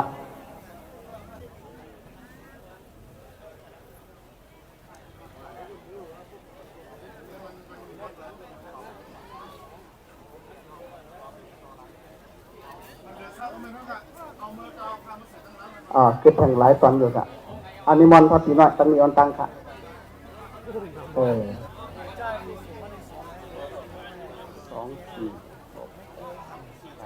ขาดก็คือบอกมาคะแนนจะมีมาต้องเป็น โอ้หลายค่ะมีหลายค่ะเอาพระปีน้อยตั้งแต่เจ้ามานี่ขึ้นไปกำกันเนาะทำแบบนี้พาไปถือว่านิกรรมมันค่ะนิมนต์ค่ะนิมนต์ค่ะเอานิมนต์พระปีน้อยหลอบตั้งปุ่นตั้งเสียงค่ะนิมนต์ค่ะกรรมการเท่าเสือเดียนเอาพามาเป็นสาวจุ่มเอาไปใส่ตั้งเป็นสิบจุ่มก็แล้วพระปีน้อยมาหลายอุปคุตก็มาพระปีน้อยอายุหลายปีครับ8 ปีเมื่อตั้งปุดเมื่อตั้งไปตั้งหลังปุดนี่มันกรรมการครับไปทากรรมค่ะเนาะนี่มันพระปีน้อยเมื่อตั้งหลังปุดเมื่อจอมปอกเสือแดงได้ไหนกันล่ะเมื่อไรอย่าถึงยันตัวกันหรอกเมื่อไร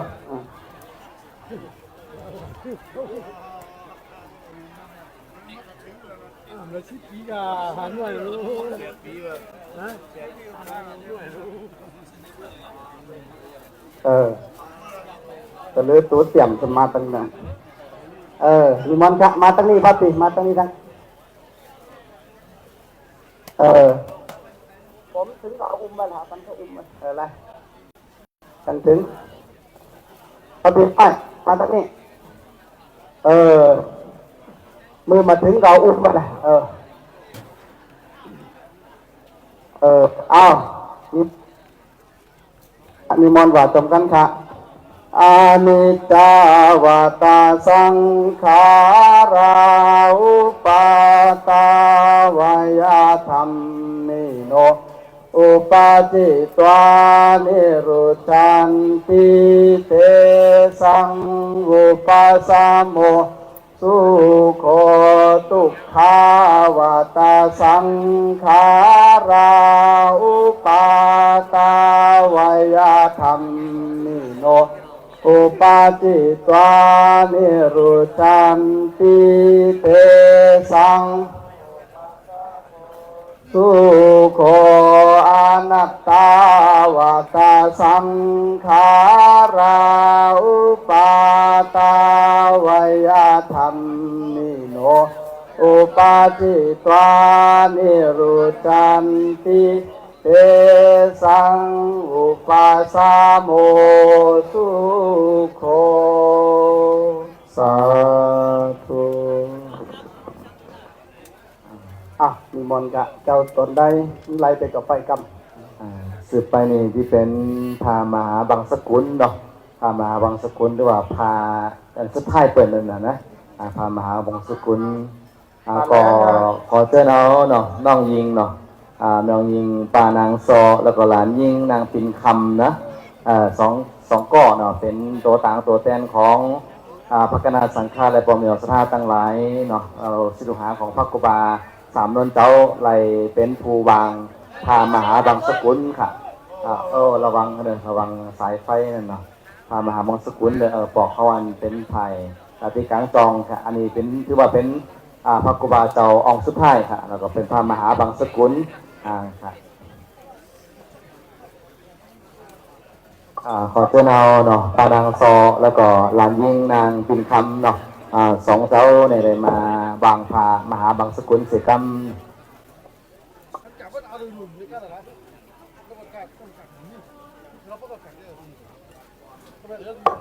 เดียวเอาอะไรน้ำยาไม่ดี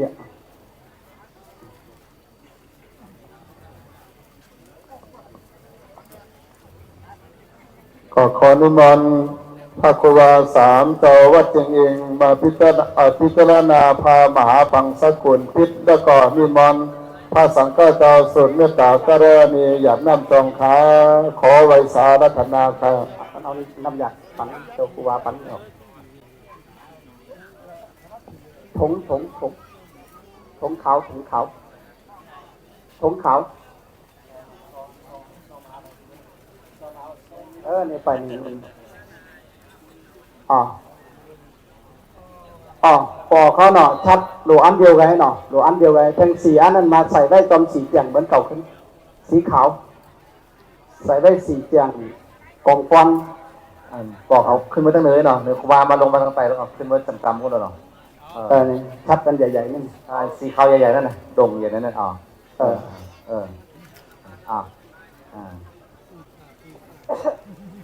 กำนั่นเดียวกำไปพักกุบาเจ้ามากัน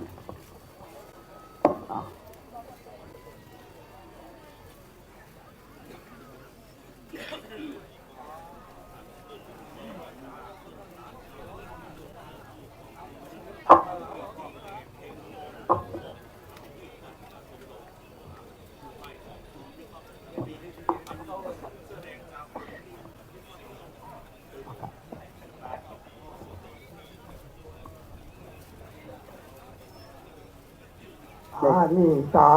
วาจาสังขาลาอุปา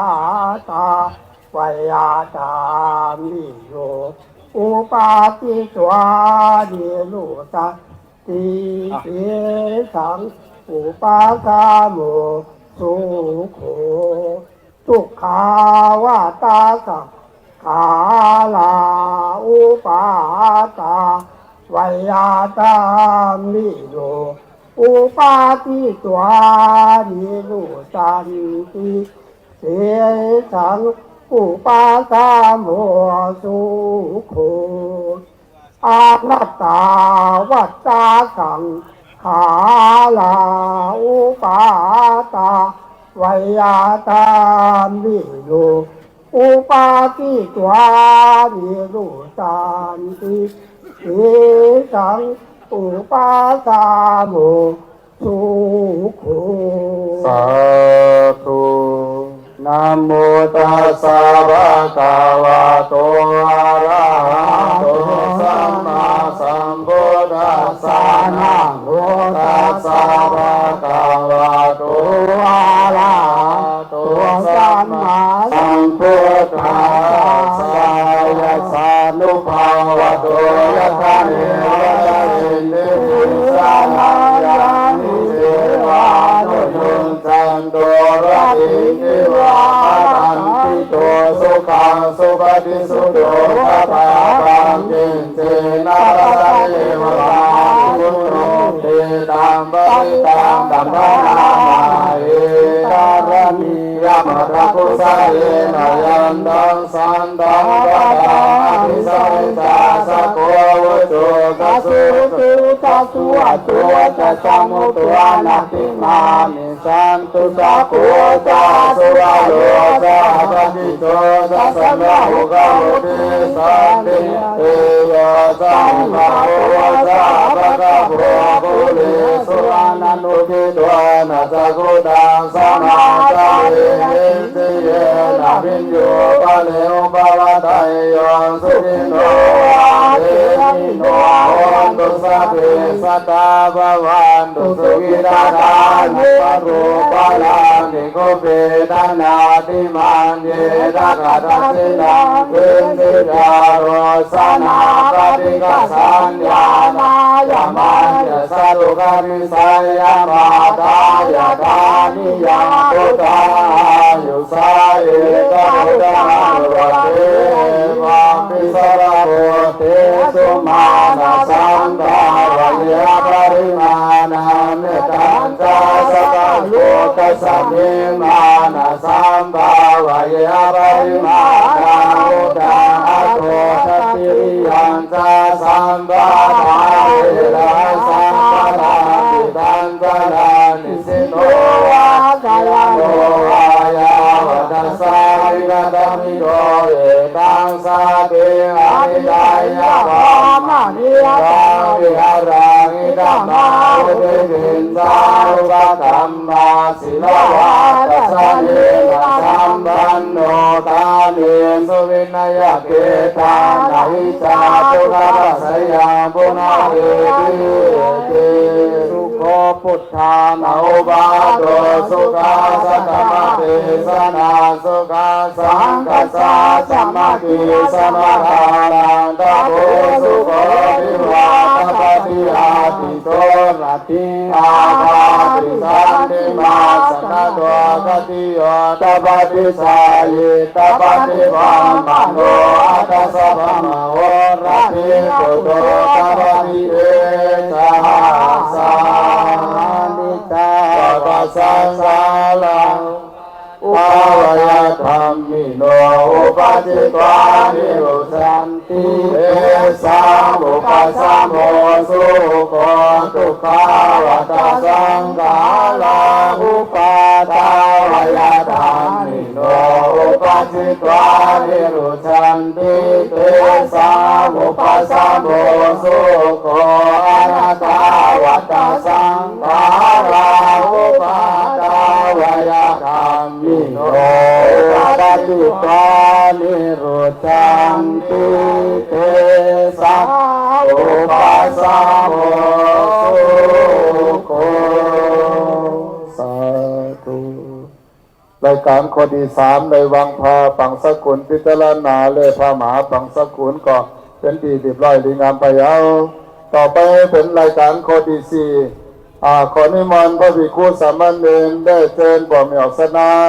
การเป็นดุสิตโดหาได้สดาตั้งหลายจนกันพระทักษิณ3บอกครับขอเชิญบอกอาจารย์บอกอาจารย์นั้นเสียง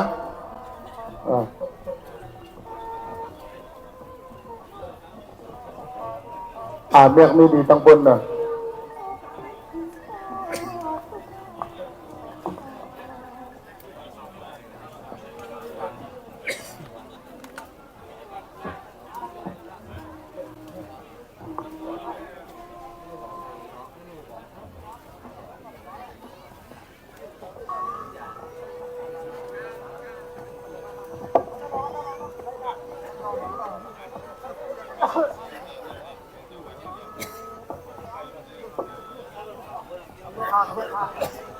ผ้าไปครัวอินน้ำนาค่ะเอามือค่ะมือค่ะสาธุสาธุอาจิมาธุกูลูจุติมาลานังขันธังสุสานปัตตาทีนังปัตตาทีนังตุกาสันตังปฏิกาลิสามีวันตามีสิติยังตุพุทธลักขิตังตุกาสันตังปัตตาทีนังปัตตาทีนังปฏิกาลิสามีตุติยัมปิสาธุสาธุอาจิมาธุกุลูสุติมาลานังขันธังสุสานปัตตาทีนังปัตตาทีนังตุกาสันตังปฏิกาลิสามีวันตามีสิทิยังพุทธาลาทิตัง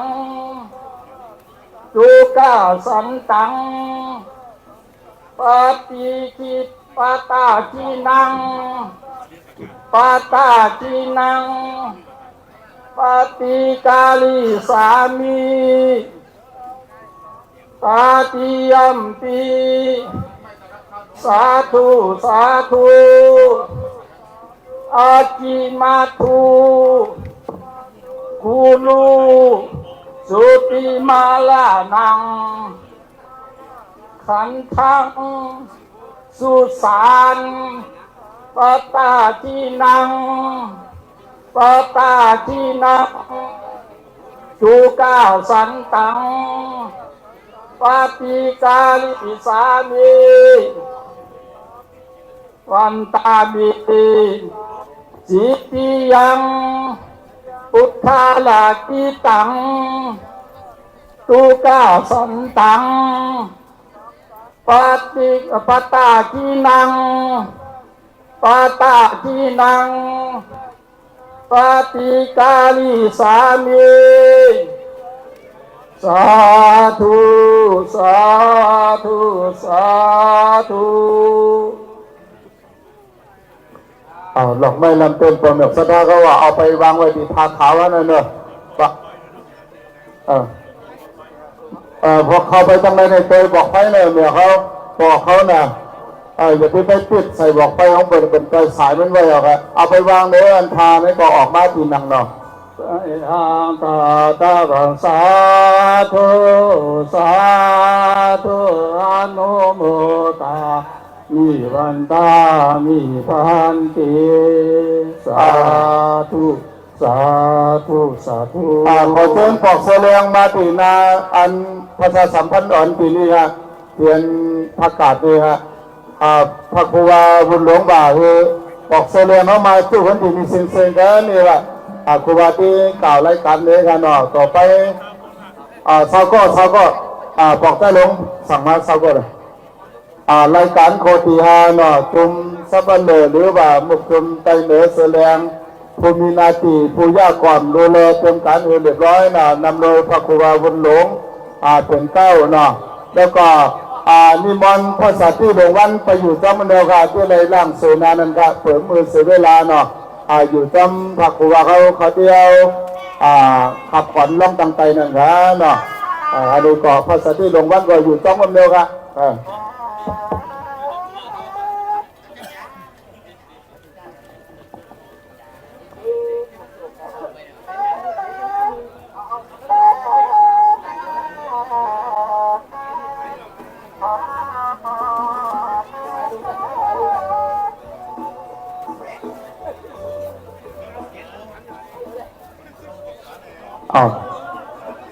ผมอยากสัตว์ทั้งหลายเวลานี้ที่เป็นรายการที่ได้เป็นเอารูปขับขอนนี่เอารูปขับขอนพระครูบาอาจารย์เจ้าได้ลงสู่กองฟอนแล้วก็จัดรายการ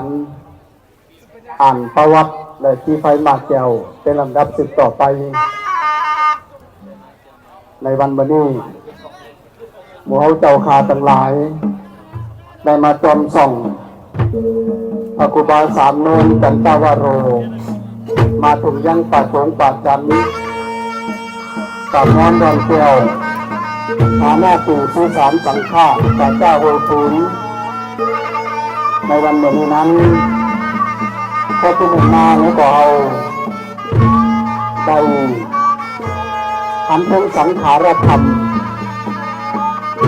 อันเบามันเบาตุ่มรูปกันบุ่งไปมารูปกันตายรูปกันเกิดทุกเกิดในหลายเพลงหาจุดจะยิ่งดูเบาได้ตามดังคำสอนพระพุทธเจ้ากล่าวไว้สอนหมู่เขาเจ้าขาทั้งหลายอันว่ามรณะความตายนั้นเขาเห็นจังรวดต้นไปได้นั่นเกิดผู้เป็นเจ้าฟ้ามหากษัตริย์ผู้เป็นสมเด็จอาจารย์พระกุรุครูบาอาจารย์ผู้สามีมหาถุนเจ้าจำได้สมหนึ่งผลจังผลไปไหลคนเจ้าหนึ่งคนใดแต่คนจะตั้งตายไปอยู่ในน้ำผลจังผลใดไปอยู่ในกลางหาวผลจังผลใดคิดคุณเสด็จไปอยู่ในดินขนจังคนไปใดอันนี้เป็นสังขารธรรมคือตัวเหมือนดังพระครูบาสามโนนจันตาวโรอันใดสร้างบุญสมบัติจากหมู่เฮาเจ้าคาทั้งหลายตั้งในวันนี้การใจเราบวชมาตัวน้อยอายุ10 ปีเขาบวชสามในศาสนาถึงแม้ว่าชาวผิวใดทุกเป็นทุกผู้ อยู่วัดเห็นนำเห็นทำสอนนำสอนทำตนหยอกศรัทธาอายุ80 ปีก็ได้นั่งปัญจขันธ์สร้างบุญสมบัติไปสู่พระโลกไปนาท่านพระพุทธสามเนื้อนั้นตนหยอกศรัทธาทั้งหลายได้อยู่ในทางหลวงมาเป็นเวลา70 ปีเป็น50 ปีเป็นตู้60 ปีได้สร้างบุญกันง่ายๆว่าตายไม่ทันเลยเมื่อต่างเจ้ายังอยู่ต่างเจ้าก็ยังได้สอนอยู่ให้เจ้าคาทั้งหลายต่างเจ้าได้เป็นเจ้าอบรมสั่งสอนเกิดนั่นเกิดทำปันสินปันกรปันอยู่ให้เจ้าคาวันนี้ต่างเจ้าจากไปแล้วเขาก็มาจอมส่องพระครูบาจารย์เจ้าพุทธวิญญาณจารย์เจ้าพระครูบาได้ไปเป็นเพื่อพุทธเวลาอยู่จันทาจันทองคนใดคนหนึ่งสีดำมันเกิดนี้ขอเมตตาพระครูบาจารย์เจ้าวายนาหลอมตัวศึกษาในสุดตนหยอกศรัทธากับมีการนองทั้งหลายไปโกนจังมาจอมส่องพระครูบาถึงยังปัดสูงปัดจันป่ามอนดอนเกลียวฐานะถึงสุสานสังฆาป่าจ้าโดยผลถึงดูแล้วขอบุญการมีพระครูบาจารย์เจ้าถึงมาพกน้ำกำชูผู้พาทั้งหลายศึกษาโมสุตนหยอกศรัทธากับปีการนองผู้ใดอยู่ไร่โซดูอยู่ที่มีสุขมีคุณค่าอายุมันเกี่ยงยืนยาวตำแหน่งพระครูบาต่างเจ้าได้มั่งปัญจขันธ์รับทุกข์ปลอดใจไปสู่พระโลกภายนาแล้วโลกขอพระครูบาต่างเจ้าขึ้นสู่จันทรามหานิรบาลมีสุขสถิตสถานกับโดยปีดาบุตรเทวดามนเดินในจันทรามหานิรบาลผู้พาทั้งหลายในส่วนกันมาส่องพระครูบาในวันเหมือนนี้นะตรงหลอกศรัทธาทั้งหลายเอากฎที่ใดหวานทุกถึงต้นเตื้อหมู่ให้เจ้าคาทั้งหลายอันกรรมเป็นว่ามีตายก็มีเกิดมีจาตุก็มีจารามีเท่าเกิดนะก็มีจาตุโรกาเพศใหม่ไทยหนาวจะที่โรกาถึงมาไม่ก่อนมีมรณะมาตู้มาจดมาหวัดมาถึงรอดก่อนใครได้นั่นโตพระพุทธเจ้าอันเป็นโตหมู่ให้เจ้าคาทั้งหลายพระองค์การเจ้าก็ยังรับขันธ์ข้าพระอยู่ตามไปเมื่ออายุได้80 ปีเหมือนดังพระครูบาสามโนนจันตวโรของเขาในวันนี้นั่นคือพระพุทธเจ้าบำเพ็ญสัพพัญญูรู้เทียงโลกทั้งสามพระยันสั่งสอนตนหยอกศรัทธาอยู่ในสัตว์ทั้งหลายก็ได้เป็นพระอรหันตาทำก้อนจากโภข้าวัฏฏะสงสารได้แล้วพระพุทธเจ้าของเขาก็ยังได้มั่งปัญจขันธ์เอาพระรูปปานไปในที่สุดเนื่องจากอยู่ให้เจ้าคาทั้งหลายวันนี้ได้มาหันพระครูบาสามเณรจันตาวโรเจ้าอาวาสวัดอโศกเขตหนึ่งนครกรุงศรีได้สร้างบุญสมบัติไปก็ไหวทุกถึงตัวเขาวันหนึ่งมาในเขาก็ที่เหมือนดังพระครูบาต่างเจ้ามีการมีตาไปที่ไหนพ้นจังรอดพ้นจังต้นพ้นจังหนีไปใดพ้นหลุมในตัวเขาที่ได้ผ่านสิเด้งถือฮักมีเพียในกฎที่ได้ผักกันในเมืองอันนี้เป็นหลุดฮักอันนี้เป็นหลานฮักในกฎที่ได้ผักได้ในเมืองอันนี้เป็นเกลียวแหวนอันนี้เป็นเงินคำในกฎที่ได้ผักหลานเสียในเมือง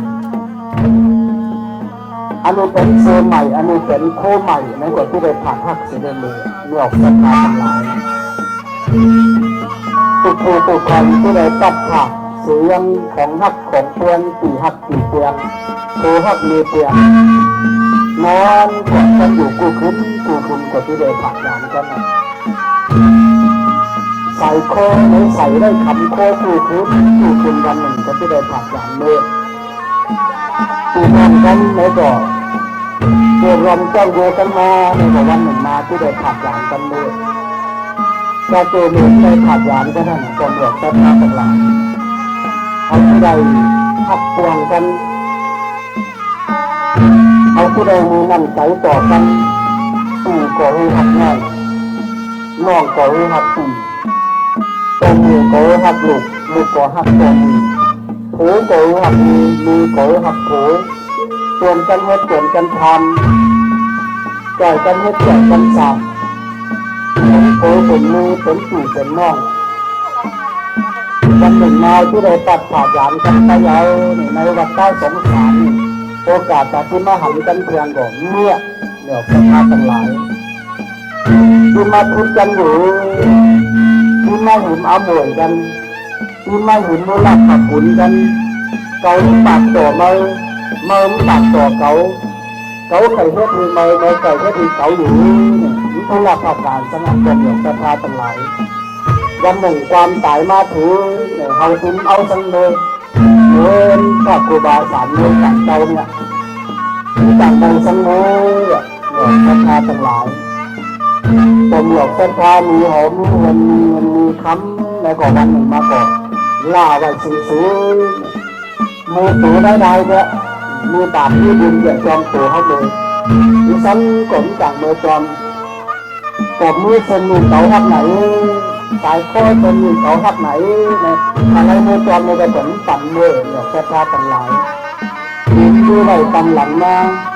เตาร้านเหมือนในพุทธใจหุ่นใจหุ่นกันก็เปิดฉะนั้นเมื่อเรายังสนความอยู่ยังมีจิตใจอยู่ในตัวเราที่ใดขับเปลี่ยนกันที่ใดหักน้องที่ใดหักตีตัวมือบุกเตาในแบบที่ใดหักเปลี่ยนกันตัวสากันตั้งดีต่างงามวันหนึ่งมาเป็นหักหยานกันเมื่อในบ่อคุณในแหงใจคุณในจิ๋มหลังไปหลังวันมืออยู่học nàyอยู่กันอยู่มืออยู่khôngเลยหักกันอยู่มืออยู่khôngเลยปากเลยจ่าต่อกันอยู่ตัวลูกคุณเป็นกันหนึ่งมันก็ตายแล้วมันก็เบื่อแล้วกูได้สื่อได้กูได้จิ๋มหลังไปหลังฉะนั้นวันนี้เขาได้มีพระครูบาสามเมืองจำได้ว่าโรเหมือนดังคู่ของเขาโดยการเรียนรู้ไม่พอสอนนำสอนทำดันถึงกันก่อนอบรมสั่งสอนเดินนำเดินทำเขาเต่าขากันหลายโดยการตายเต้าในก่อรุมขาหักขอนตามเจ้าก็ยังเป็นตอนสอนพุทธสอนใจเด็กเขาเต่าขากันหลายฉะนั้นคนหลอกศรัทธาวันนี้เขาได้มาจอมส่องพระครูบาตามเจ้ามาถึงป่าโจงป่ากันป่ามอนตอนเจอแล้วอยู่ในตอนสอนพุทธสอนใจที่ได้สุ่มตูสอนพุทธสอนใจของบุคคลเจ้าขาทั้งหลายปันมือเขาได้มาจอมส่องพระครูบาได้เข้ารายการได้ส่วนกันถ่ายการพาปังสกุลพามหาปังสกุลอุติสานาบุญปันพระครูบาสารโน้นตัดเจ้าเป็นที่เรียบร้อยดีงามแล้วเดี๋ยวนี้คณะกรรมการตัดเจ้าได้มันเอาหูขวานต่างพระครูบาต่างเจ้าลองสู่เนื้อกล่องฟอนมีคณะกรรมการต่างเจ้าได้จัดการภายในนอกกาละรูปนอกกาละพุทธอันใดต่างเอารูปขาบขอนพระครูบาต่างเจ้าไว้อยู่ที่เนื้อกล่องฟอนแบบนี้ผมอยากศรัทธาทั้งหลายเอาบุญถือกันว่านกกาละพุทธก็ดีนกฮัสซาดูลิงก็ดีเป็นนกรูสุเป็นนกที่สามารถนำเอาพุทธวิญญาณของคนตายไปสู่สวรรค์ชั้นฟ้ามหานิรปานฉะนั้นเรากันมีพระสังฆาเจ้าสำหลวงก็ดีเจ้าเจ้าเจ้าขุนเจ้าฟ้ามหาแพทย์ก็ดีโดยสร้างบุญสัมปันไปก็มีการเฮ็ดผู้พังนอกกาละรูปนอกกาละพุทธนอกฮัสซาดูลิง เราเสือเมื่อเลยยกเอารูปขาบขอนเขาเจ้าวางไว้ปลายมือตัวเขาเจ้านั้นหอบตัวเมาจิตวิญญาณของคนตายไปสู่สวรรค์ชั้นฟ้ามหานิรันดร์เมื่อให้วันเมื่อนู่นท้าศาสตร์นกกาโรแต่ที่ใดหอบตัวเมาจิตวิญญาณของพระครูบาสามโนนจันตาวโรไปสู่สวรรค์ชั้นฟ้ามหานิรันดร์เป็นประการหนึ่งของหลวงพ่อพาทั้งหลายในวันนี้เราจะได้ชวนกันหลากเอาหุดขาบขอนพระครูบาต่างเจ้าจากวัดอโศกมายังสุสานสังฆาพระเจ้าโหขุนที่นี่ลักษณะการหลากขาบขอนพระครูบามายังป่าสูงป่าสันป่ามอนเดือนแก้วนี้กำเนิดก่อนเป็นว่าห้องว่าหลากเหลิมปนเหลี่ยวศรัทธาต่างหลายทั้งเลยว่าหลากเหลิมก็เปิดลักษณะการหลากเนี่ยมันกล่าวไว้มันมือไวปล่อยไปปล่อยหุบปล่อยไปเนี่ยเหมือนดุดไปแบบเนี่ยศรัทธาเหมือนดุดเหมือนไปจริงล่ะการหลากขาบขอนเจ้าสังฆาเจ้าก็ดีเจ้าฟ้ามหาข้าชัดก็ดีจึงห้องตัวหลากเหลิมอันนี้ก็เป็นคนทำผู้ฝากตอนสังคมอย่างศรัทธาทั้งหลายเวลานี้คณะกรรมการภายในต้องภาษานกกาลรุกก็ได้จัดรายการอาราธนานิมนต์รูปขาบขอนพระครูบาต่างเจ้าขึ้นสู่หัวของพรกันได้จังที่ได้จัดรายการอ่านประวัติแล้วก็ดูสูตรไปมาเกี่ยวสำหรับนักสืบต่อไป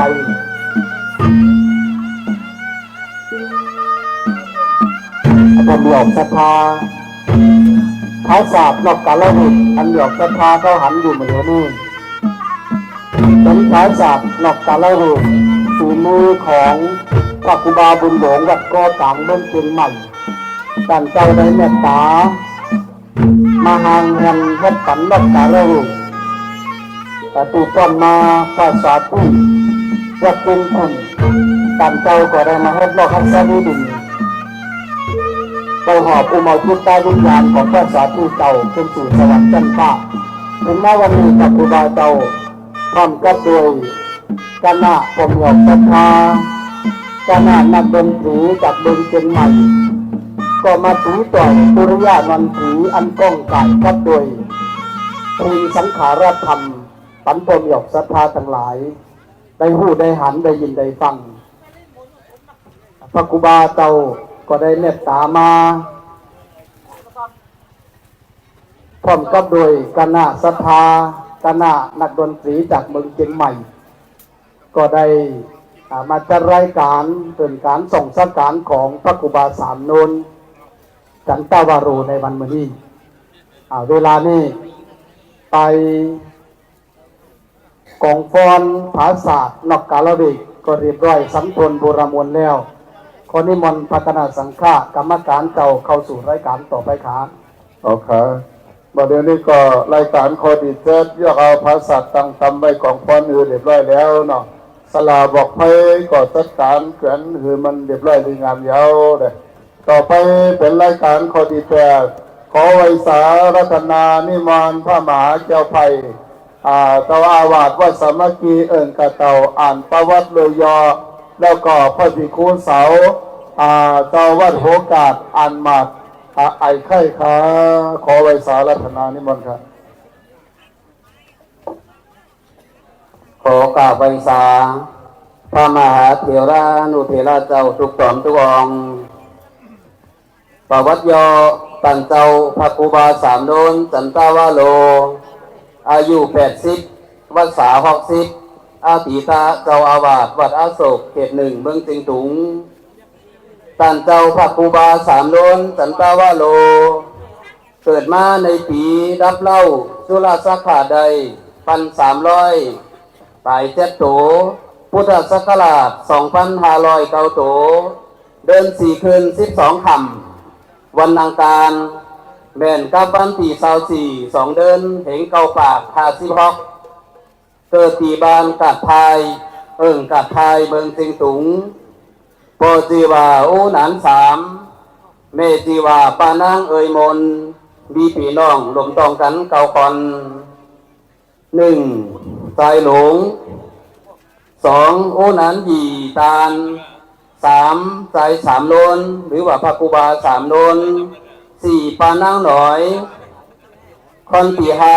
คอนตีหกคอนตีเจ็ดคอนตีแปดเซ็งชีวิตเสร็จแล้วก็ตีเก้าตีปานางลาซอยังมีชีวิตอยู่ถึงเบอร์น้อยตันเจ้าตีว่าใจสามโนนขาเหล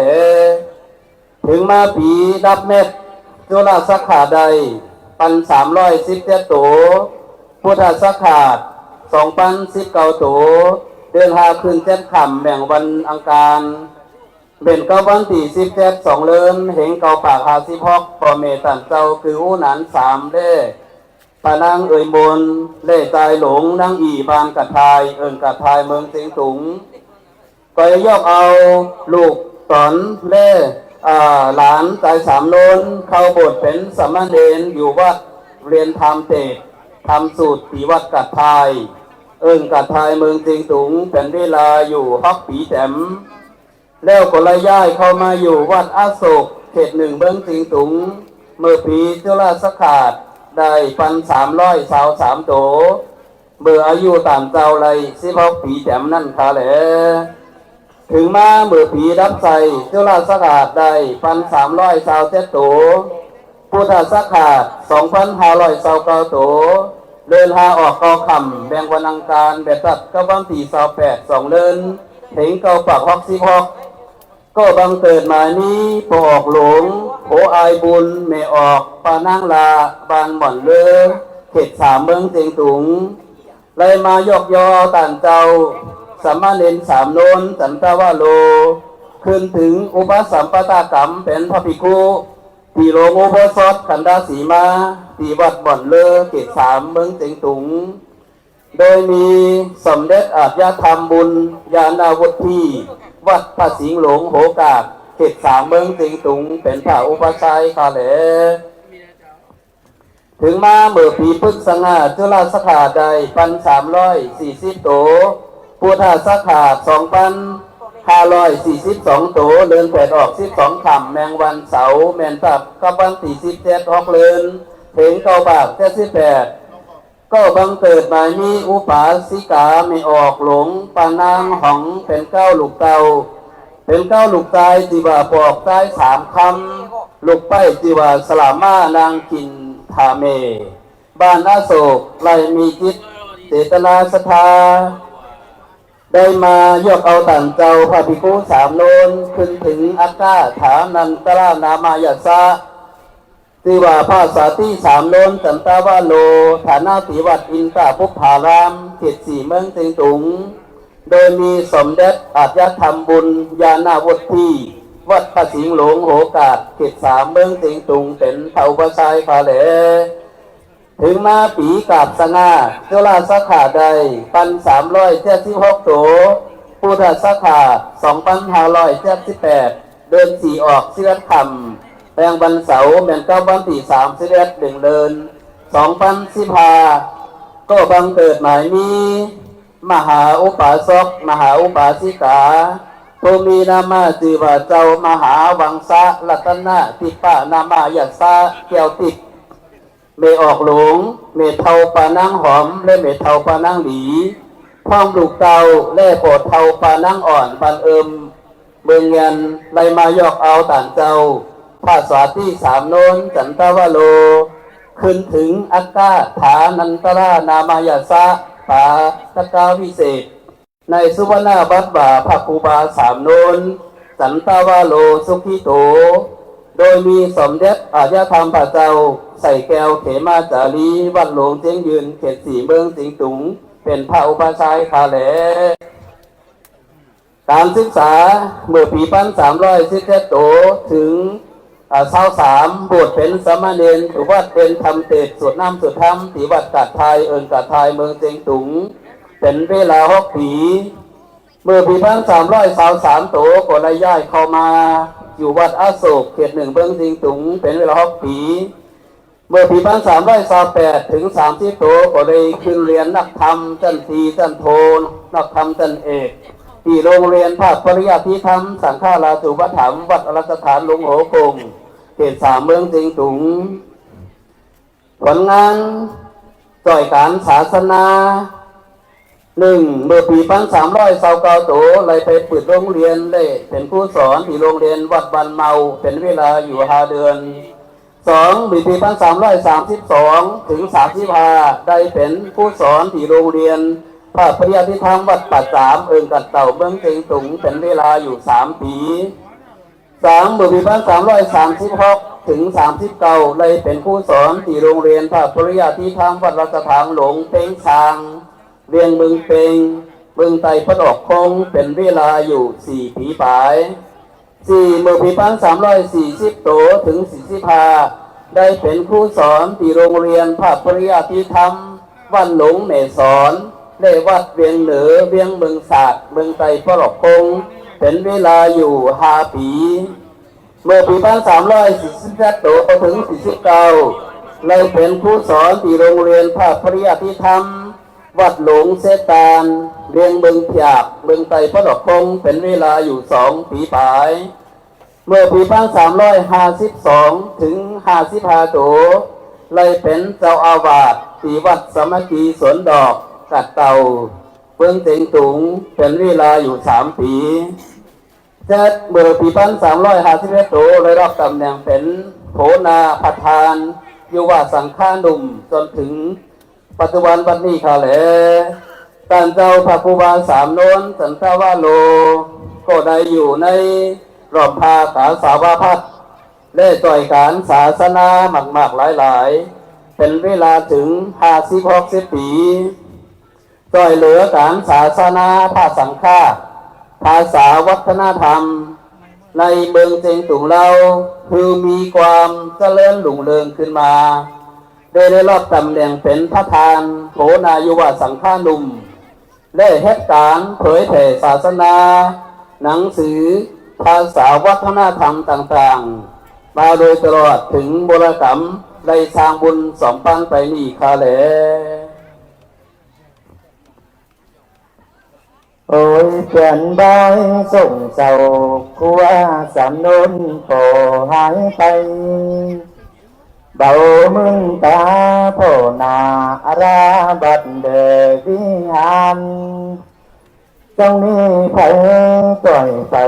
อาราใบเป่ามองได้สถารายนั่งให้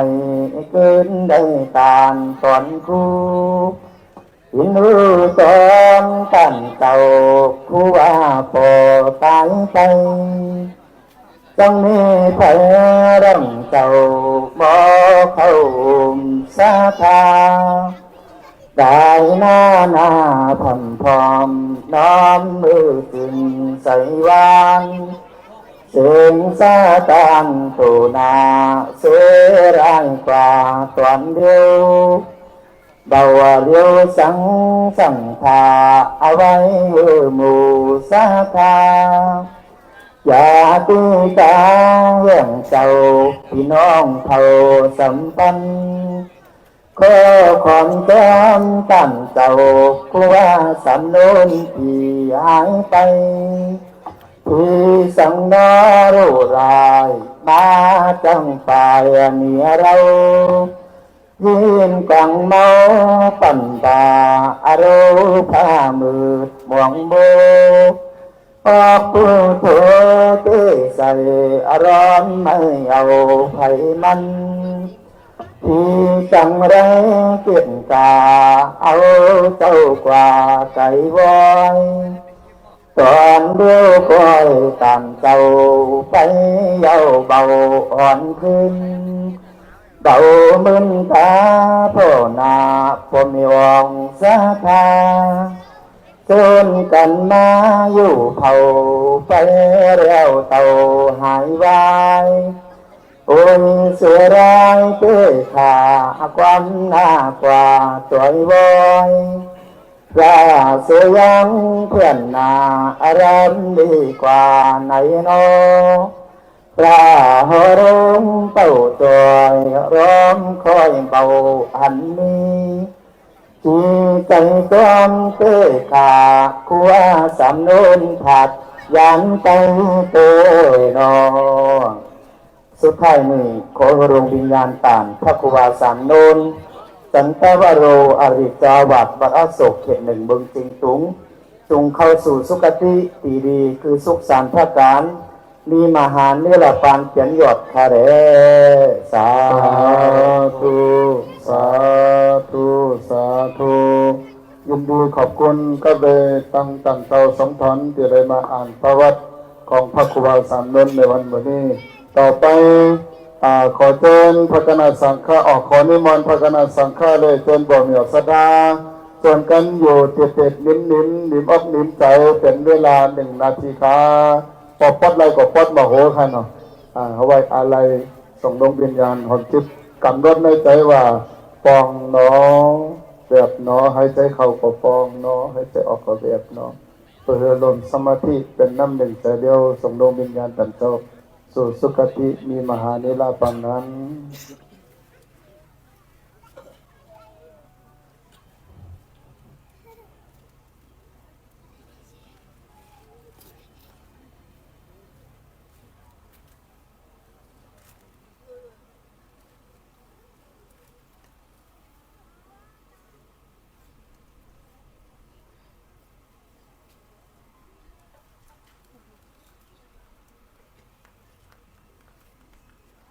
ยินน้องยินดีขอบคุณทุกตอนทุกองทุกผู้ทุกคนครับต่อไปเป็นรายการขอที่เก่าเป็นการชี้จุดบอกไพ่มาแก้วเผารูปขับขอนจันเจ้าพระครูบาสามนุนจันตาวาโรขอนิมนต์พระครูบาอายเจ้าวัดเจดีได้พระภิกขุสามเพงเจ้าวัดราชฐานหลวงป่าเลี้ยงเป็นฝันเป็นเกตที่ไพ่มาแก้วเข้าสู่กองพันขาขอไว้สารัตนาคาอยู่ที่เก่าเนาะผมเนี่ยแสดงเขาอยู่ที่จุดโตเลยค่ะเนาะอยู่ที่จุดโตอยู่ที่พระที่มันค่ะนั่งลงค่ะนั่งลงค่ะเลยหันเหมือนกันค่ะพอลุกตรงนี้อันคนที่หนังเลยหันเนี่ยค่ะอยู่ที่จุดโตค่ะเข้ามันมีตั้งศาลาตั้งหลังเอาเหนือพวกเหนื่อยค่ะ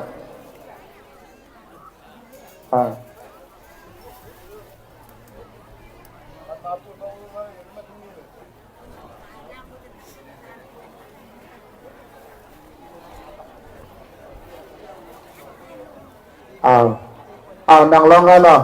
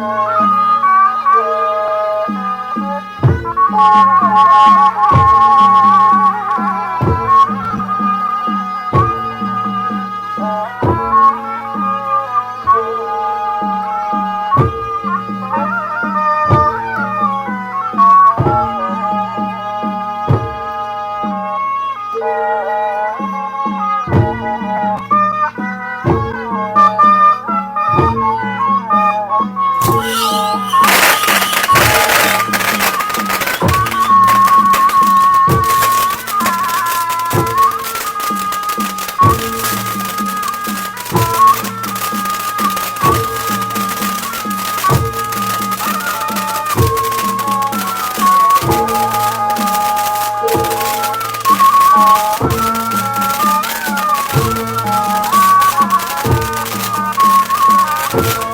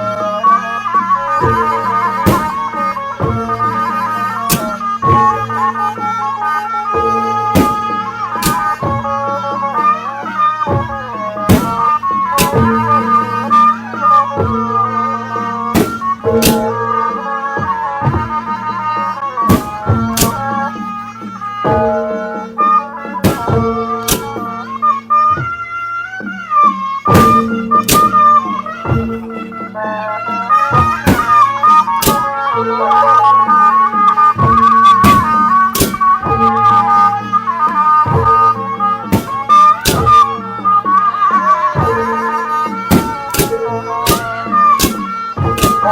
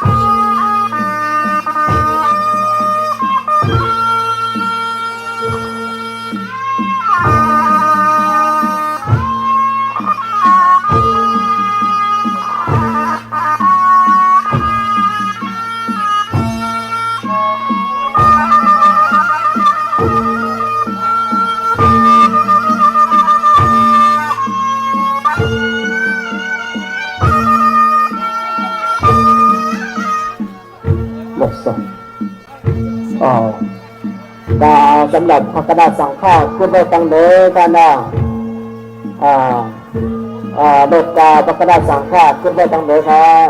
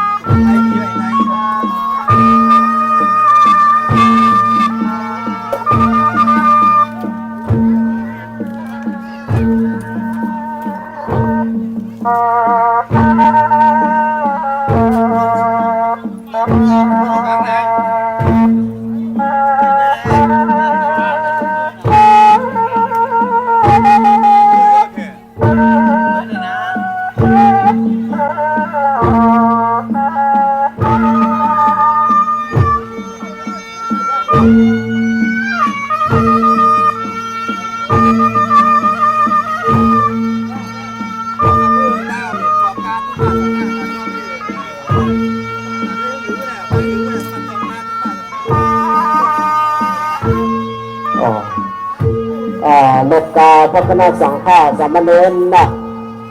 ขึ้นไว้ตั้งเหนือศาลานะครับขัดแสมก็ออกแล้วแน่ถ้ามันก็อย่างตัวเขาแน่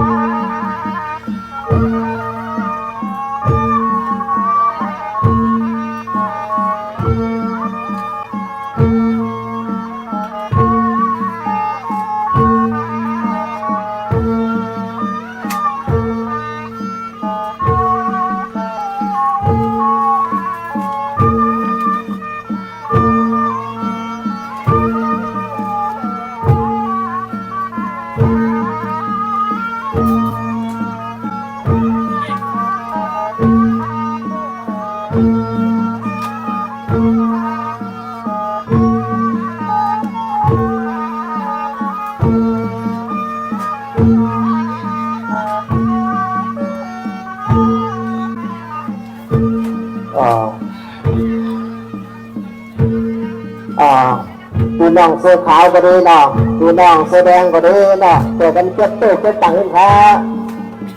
ผมเป็นผู้มาแล้วนะเจอกันเก็บตู้เก็บตังค์นิดหนึ่งค่ะกำมันดินกันเก็บเลยอ่ะเนาะผมเป็นผู้มาแล้วเนาะ